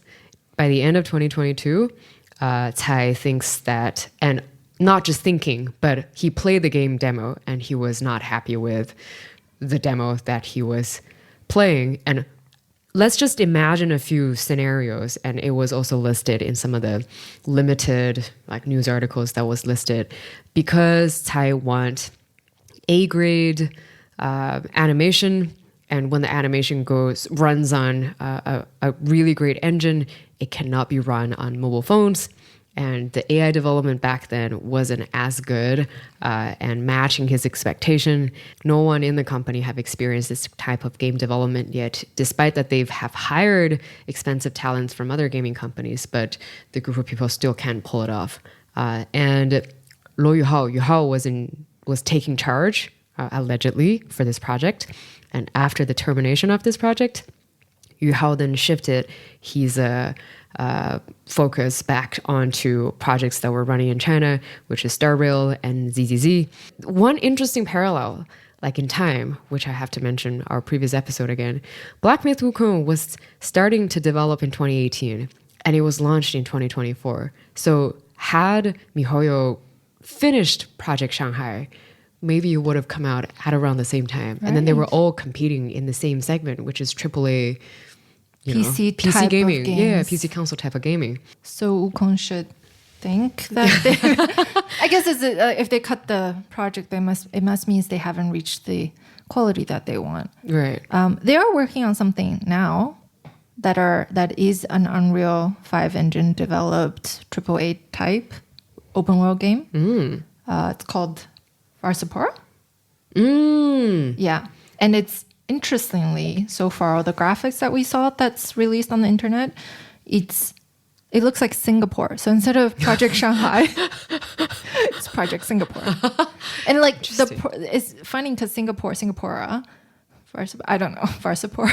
Oh, I don't know if it's a connection, but there's exact images of the lion tiger. But you know what I'm talking about. Oh my god! What's he called? Merlion. Merlion. Okay, sorry. I'm ashamed. I'm like a lionfish? No, that's not it. I'm ashamed. I lived in Singapore and forgot about Merlion. Yeah. Interesting. Okay, yeah. so they pivoted to a different city. Because now they're based in Singapore. That's very true. They're international bases in Singapore. Another thing about Tsai's high standards, he actually invested in another real-time strategy war game, kind of like the Rise of Kingdom by Lilith, but with another developer.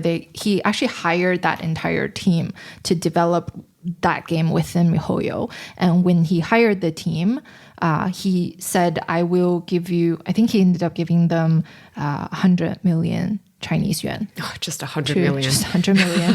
It's like what they make in like a few weeks. Probably less than a few weeks. And 2.5 years, he put a KPI on this team the moment he's hired them, which is a 10% first month retention. The person who led the game thought it was a joke. So why it's reasonable because these type of games, the first month's retention is typically 2 to 3%. So for Tsai to ask them for 10%, it's already 5 times of a typical game. 5 times first month retention is a lot. It's a lot. Us. So the game ended up getting 6% on deadline. And the owner actually thought that, it's by far a really good game in the industry. You're not going to cut me. But that's not what Tsai did. Oh, no. He stuck to the 10%. This game was later rumored to be later released under another name. So miHoYo actually let the team kept the game. Keep the game, even though supposedly because they spent the 100 million, they should have kept the IP. They can keep the IP, but for them, I guess if it's not 10%, it's worthless. So they let them launch anyways. They let them launch under another game, under another name. And surprisingly, it made it to 10%? No. Actually, maybe not surprisingly. It's not on the store anymore. So it didn't make it. Gotcha. Well, eventually, he already gave the King Midas touch. Yeah, and because you no longer have miHoYo behind your back, you don't have your support, ongoing flow. Support that you need for a live service. Yeah, very much of a cash game, right? So, all right. So gaming was bucket 1, and bucket number 2, it's the technology bets, the philosophically interesting technology bets. That's a very good way, very nice way to put it. I'll just list it out. 2021. He sponsored a Reijin miHoYo lab, which is a brain-computer interface research for depression treatment. Very interesting. 2021 also, he invested in Soul, metaverse social platform. 2022, he invested in a company, an AI startup from China, Minimax. That's a good investment. Yeah, it's a very good investment. 2022, he invested in Energy Singularity, which is a nuclear fusion energy startup. 2022, participated in Series A of Ariane Space, which is a aerospace launch vehicle startup, and added more money in 2023. So this is the second bucket. They have another one, which is Gravity XR, which is extended reality chip maker. Did you bucket it into this group, or would you bucket it into? I would bucket it into this group. Okay. Yes, the philosophically interesting deep tech investment. Yes, it's like because they call themselves miHoYoverse after metaverse, not after, but like you know their eventual goal is to have a miHoYoverse virtual reality. Right. So they invested in virtual reality chip, but all of these companies you just mentioned, the SpaceX of China, the commercial nuclear fusion company, the brain computer interface. It's very interesting choices. Very interesting choices. And the final bucket, let me just add on to that before we draw any conclusion, which is the not so, I guess, philosophically interesting investment, which is just putting funds in Ps because they do have a lot of cash right now sitting in their accounts. It's like a savings account for them. Right. So miHoYo invested in Boyu Capital, one of China's largest private equity firms, and Summit View Capital, which is a semiconductor-focused fund. And these are just straight up money being put into their accounts and let them manage it. And all of these investments, whether it's in chips or energy, AI, aerospace, metaverse, brain-computer interface, blah, blah, blah, all of that, all of these screams, tech otaku saves the world. Sorry, I just feel like That's true. I can almost see like CAI Haoyu in like a the three of Superman them. costume and just like, oh, tech otaku save the world. I'm just going to invest in all of that.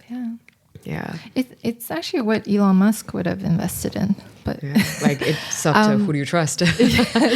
So tidbit of kind of reflecting on these investments. So the three investments that you've mentioned, brain computer interface, energy singularity, nuclear fusion, and Orient SpaceX, they're made around right after the launch of Genshin Impact, when they had the most amount of cash and just a lot of cash.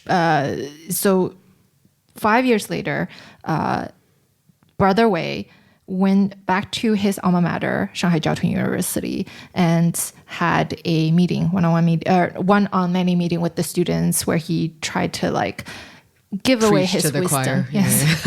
Give away his wisdom to the kids who were about to graduate, and they asked him the exact same question, like, what were you thinking when you were investing in this portfolio? Or is there any greater ambition? Is that all going towards some like otaku future, right? Yeah. And literally his words is like, when you're young, like 5 years younger, and have a lot of money, you want to save the world. That's his literal lines. And the crowd obviously bursted into laughter. He's a very, Yeah. Genuinely means that? I think so. I think he just said, we had a lot of money. There's people approaching us left, right, and center for them. And whenever we think that there's something to it, we'll invest. If it's, and his other exact word is, we'll put all this money in, right? In a few years' time, or maybe in 20, 30 years' time, if it makes us great investors, then great. If it doesn't make us splash in the pond, then that's fine, right? It's not like life or death money for us, but it could be life-changing for the world. Yeah. The last sentence is my word. But, but I think I do believe, having watched all of Brother Wei's interviews, I do believe that they have this kind of pure energy, sense of good that they would want to provide back to the community. And speaking of providing back to the community, the brain computer interface. This is a callback from our earlier, remember Tsai actually had a gap year while he was in college or in graduate school, thanks to his professor who's allowing him to do that without terminating his degree. Yeah. So that very own professor said a few years later, hey, I've supported you during your startup. I now want a startup of my own. Oh. Yeah, that's the company that, so he invested in his professor. Oh my God. Full circle story. Full circle. And it's treating depression. I know. Yeah. Oh my God. Jeez, I love this kind of story. Heartwarming. Yeah, heartwarming, pretty heartwarming. Despite being complete engineering introverts and not saying much, but yeah. Despite so far having zero return on investment. Yeah. Minimax was a good one. So for those of you who don't know, it recently IPO'd in the Hong Kong Stock Exchange, and it is a LLM. We might eventually do an episode on Minimax. Who knows? Actually, we will. Yeah. I hope we will. But interestingly, the overlap with miHoYo, one of their key apps, one of their major money-generating cash cow apps is called Talkie. Oh, right. Like the social app. Yes, and it's an AI companion app. So you can talk to your AI boyfriend, AI girlfriend, or AI virtual stars there, which actually has a linkage to what miHoYo is trying to do. Goes hand in hand. Wow. Interesting. Yeah. So we shall see how this investment goes later on. Now, miHoYo is a primary 3-game portfolio company, no longer just relying on one IP. You have Honkai and Genshin, you know, like miscellaneous like things that they're developing. CAI Haoyu, what is CAI doing all this time? And after the company is left with a lot of cash and really a great wealth of games, he stepped down in 2023, right? He left. He left, but he didn't just go do nothing. He still did something. Yes. He started up a company called Untitled. Instead of going all in on another game, they're pivoting for the first time into AI. And that's because CAI went on a trip around a year or so after Genshin was published to the US and started talking to a lot of people in the Bay Area and realized, and this coincides with the publication of ChatGPT 3.5. So he realized that, hey, there's something to this whole LLM model in AI. But instead of wanting to replicate that, he, being a very tech otaku, he said, what can this do to my gaming business? Like, can I use this to support gaming? And so he then wanted to pursue this further. But at that time, the game, like they're still focusing on Genshin and like the live service portion. So they ended up kind of debating on what to do. And ultimately, CAI left the team to pursue this on his own while Luo and Liyue stayed. So this is very much kind of like a Sergey and Larry moment when they hired Sundar Pichai to become the CEO of Google to take care of the main cash-generating cash cow part of Google, which is advertisement. And they decided to frolic around the world to develop passion projects. They've actually also rebranded to Alphabet, right? Which is the bet of the alphabet is then the passion project of the two founders. And this is what CAI did to his co-founders.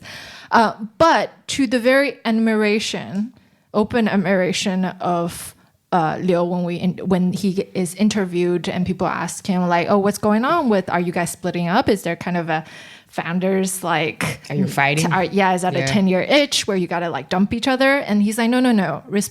Full respect. We have two different paths.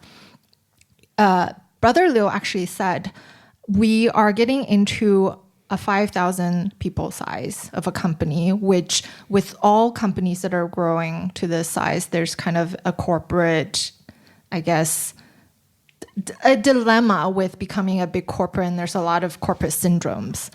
And because we also want to innovate, we do need a smaller team of highly capable people. And CAI is capable of leading that team because he's very research oriented and he's your tech lead, right? So he then established that company on his own and formed a much smaller team where they can kind of operate separately from the gaming development and just do pure research. And Liyue actually said in one conversation with CAI when he already moved to the States, CAI said, I am so happy right now. It's like our school days where I'm reading papers and I'm talking to academics about what's going on in the world and what's new. Again, it goes back to, that memo he wrote so long ago in 2010. Like, I want to do things that I love. And now that I've made this much money, I can realize my dreams. Yeah. Wow. dreams come true. Yeah. I don't necessarily see the three of them as a divorce or like Definitely separating not. things out. I just see it as this is just trust, right? I trust that you will do the job that you're supposed to do, and everyone will just be running the company as is. And I almost felt like that there is no sense of fear in this company, right? There is a slight possibility that the business might not be running financially sound, just because they spend so much money. A lot of money. Yeah. But I don't think they're like being repelled by the idea that they're spending so much money and doing their R&D. They're just doing the right things and still developing good content. They're doing the things, and I think they acknowledge that it might fail and they can live with the failure. Although in one interview, Brother Liu claimed that they're spending 100 billion Chinese yuan, which is a lot over the course of 3 years. Yeah. That said, that's nothing compared to what Google and Meta is spending, what the US counterparts are spending, right? So one of their, I guess, hypothesis in the AI game is kind of all or nothing. Either you buy all the cards that you can, all the GPU cards that you can, and develop something good, or you spend half that money and develop nothing. So it's like a zero, like 1 or 0 kind of ultimate reality for them. And that's why they're going not all in, but like a lot of money on this one project. So far, this project, what do you think? Like, I personally don't find that, 2 years, 3 years in, they have received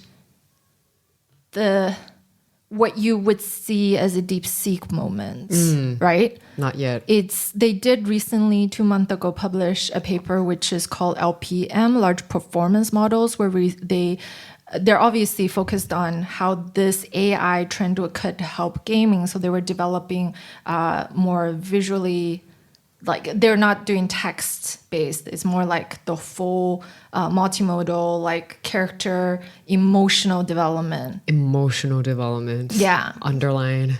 It is, because that's the core of their fan base, right? Yeah. They need cute girls with high sensitivity to emotions in a computer model.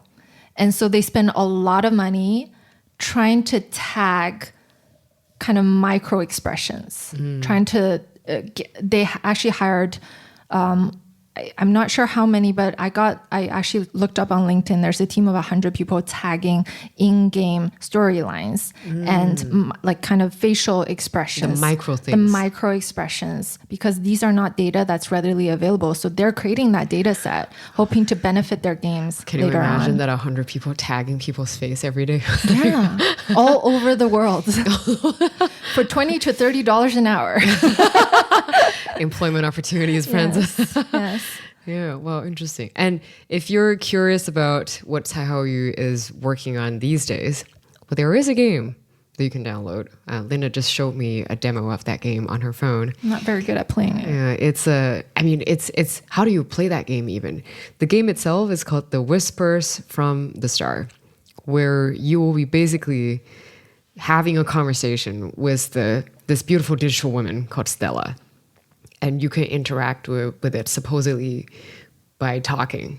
And then she would sense where the conversation is going and will lead on to the next chapter of the game. Yes. Have a play. Like, I had 2 minutes of it.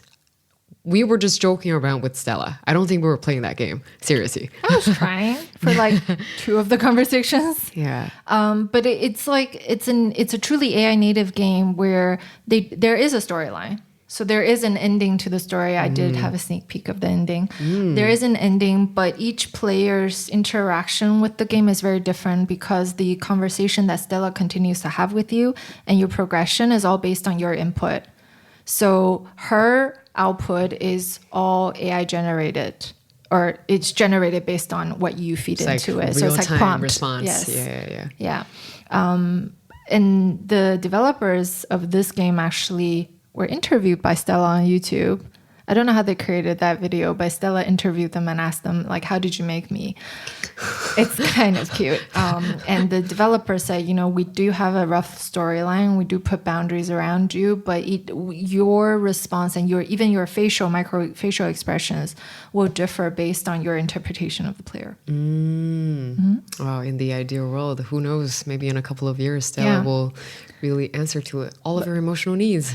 Funny thing, they charged $10 for this.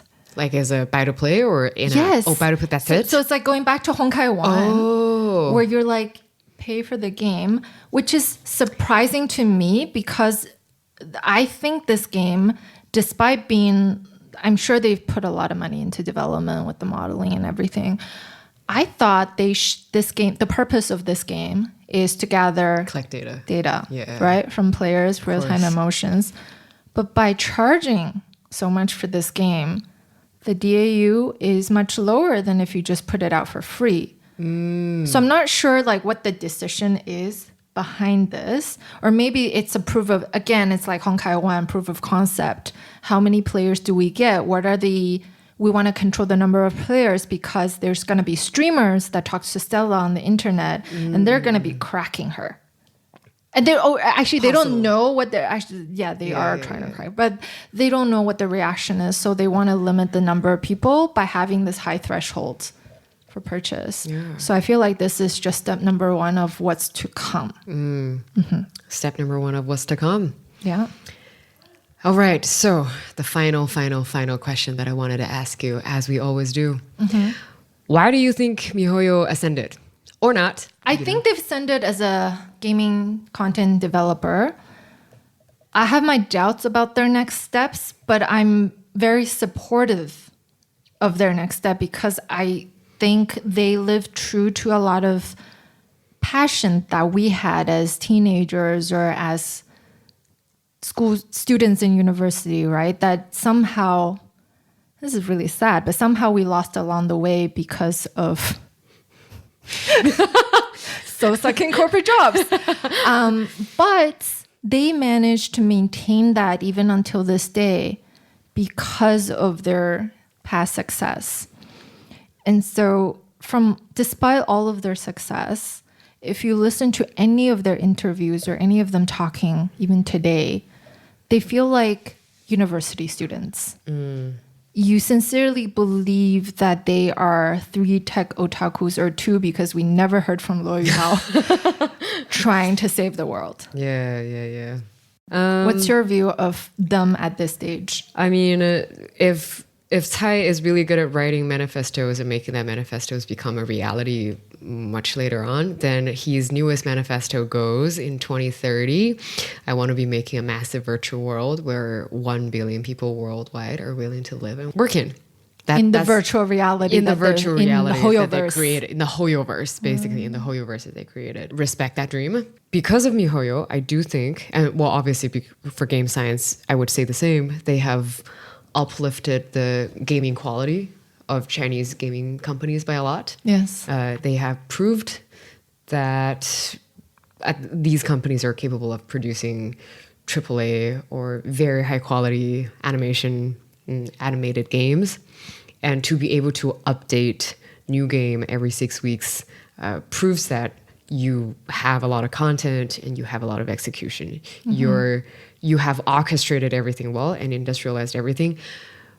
And I can totally understand maybe the productivity and the efficiency isn't perfectly aligned yet, but at least it's moving into the same direction. If they don't do it, I don't know who will, right?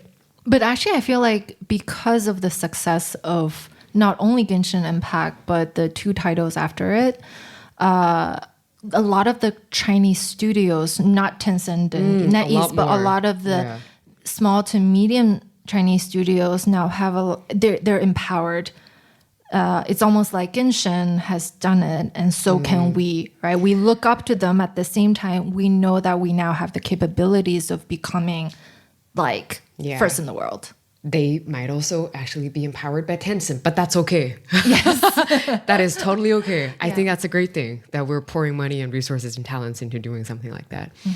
And I like the trio, like the 3 of them, how they work together. And since day one in Shanghai Jiaotong University, they have basically filtered out their value proposition, which is among the people who do animation, we know the best about technology. And among the tech folks, we know the most about aesthetics or otaku, what otaku want.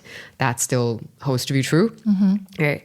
And with all of the capabilities and really execution and just striving for more than a decade now, they really earned their position without, I guess, publicly disclosed market cap number, but really the third largest gaming company in China. And in that process, they've hoarded a wealth of STEM students because they're STEM students, right? And the STEM students, they would put the math and physics major into a gaming company, and they also attract the social science major. I saw one of their recruiting videos on YouTube, and they warmly welcome all those from all very different major. I'll give you an example. One of my friends who is working for miHoYo, one of my best friends from high school, he is kind of in an odd department. He was likely the only Chinese person that I know who studied theology. Oh, that's a very un-Chinese. Yeah, like in Scotland.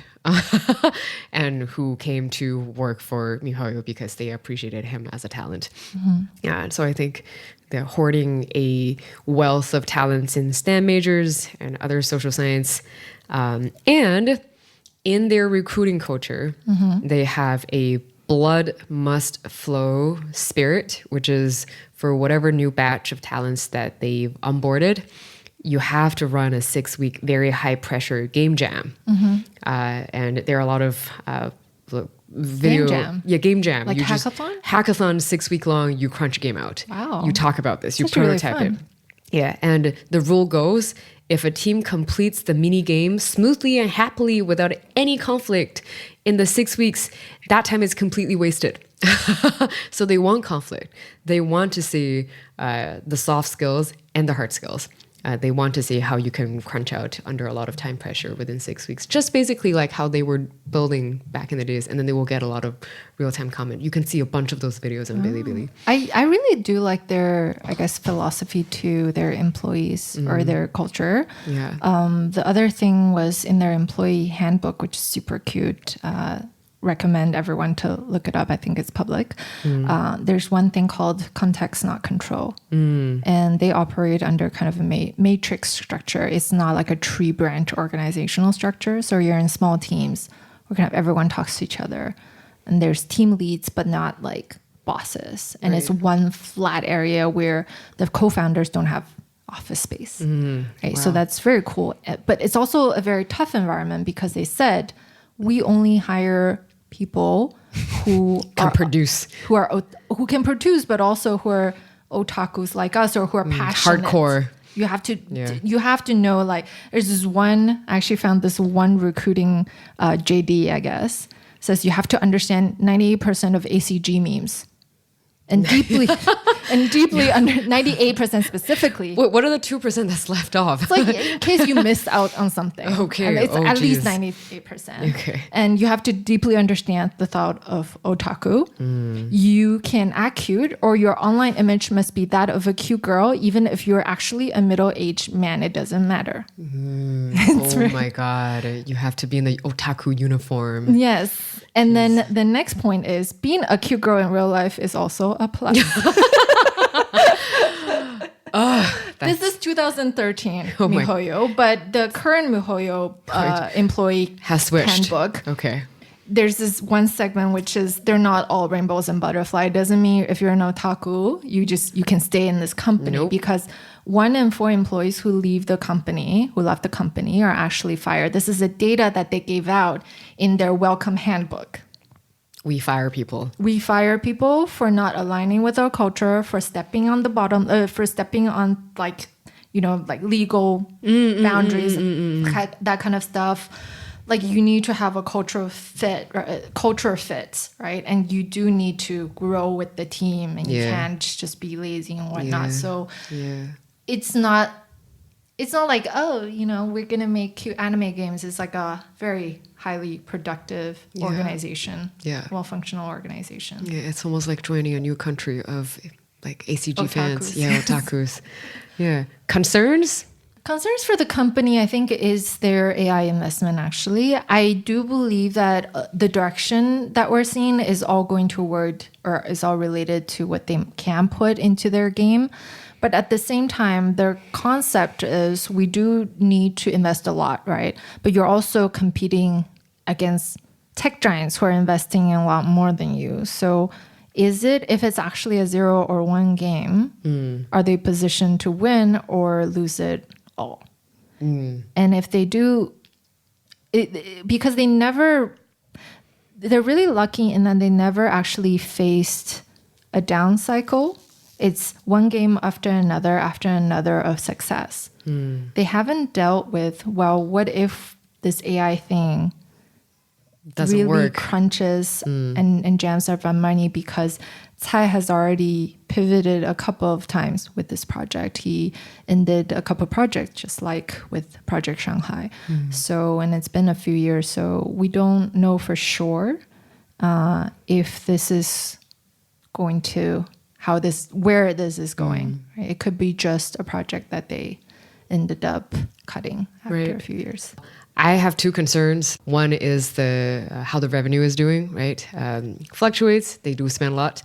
They've definitely tried to tap into new audience base.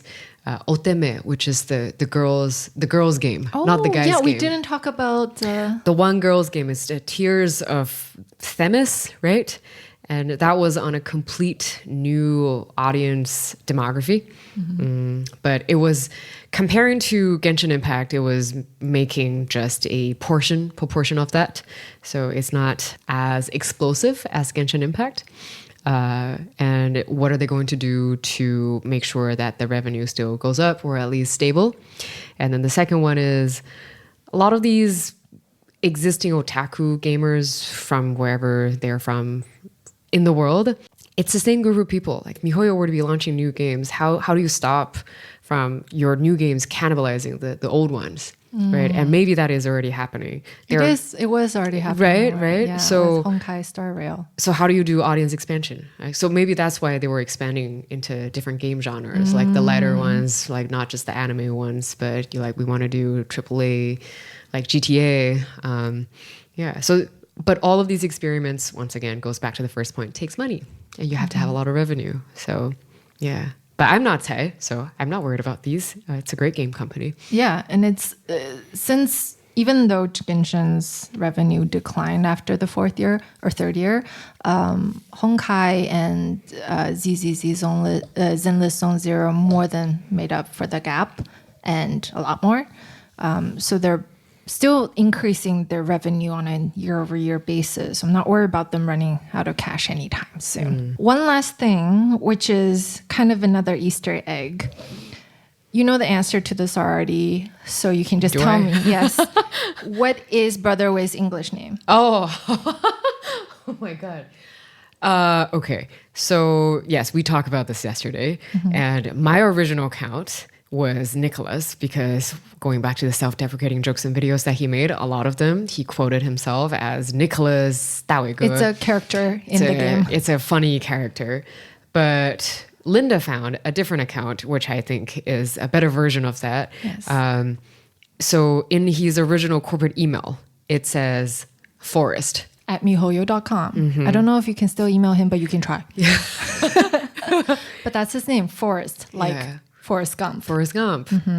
And in the movie, Forrest Gump came out of every situation that he was in on the better end of it.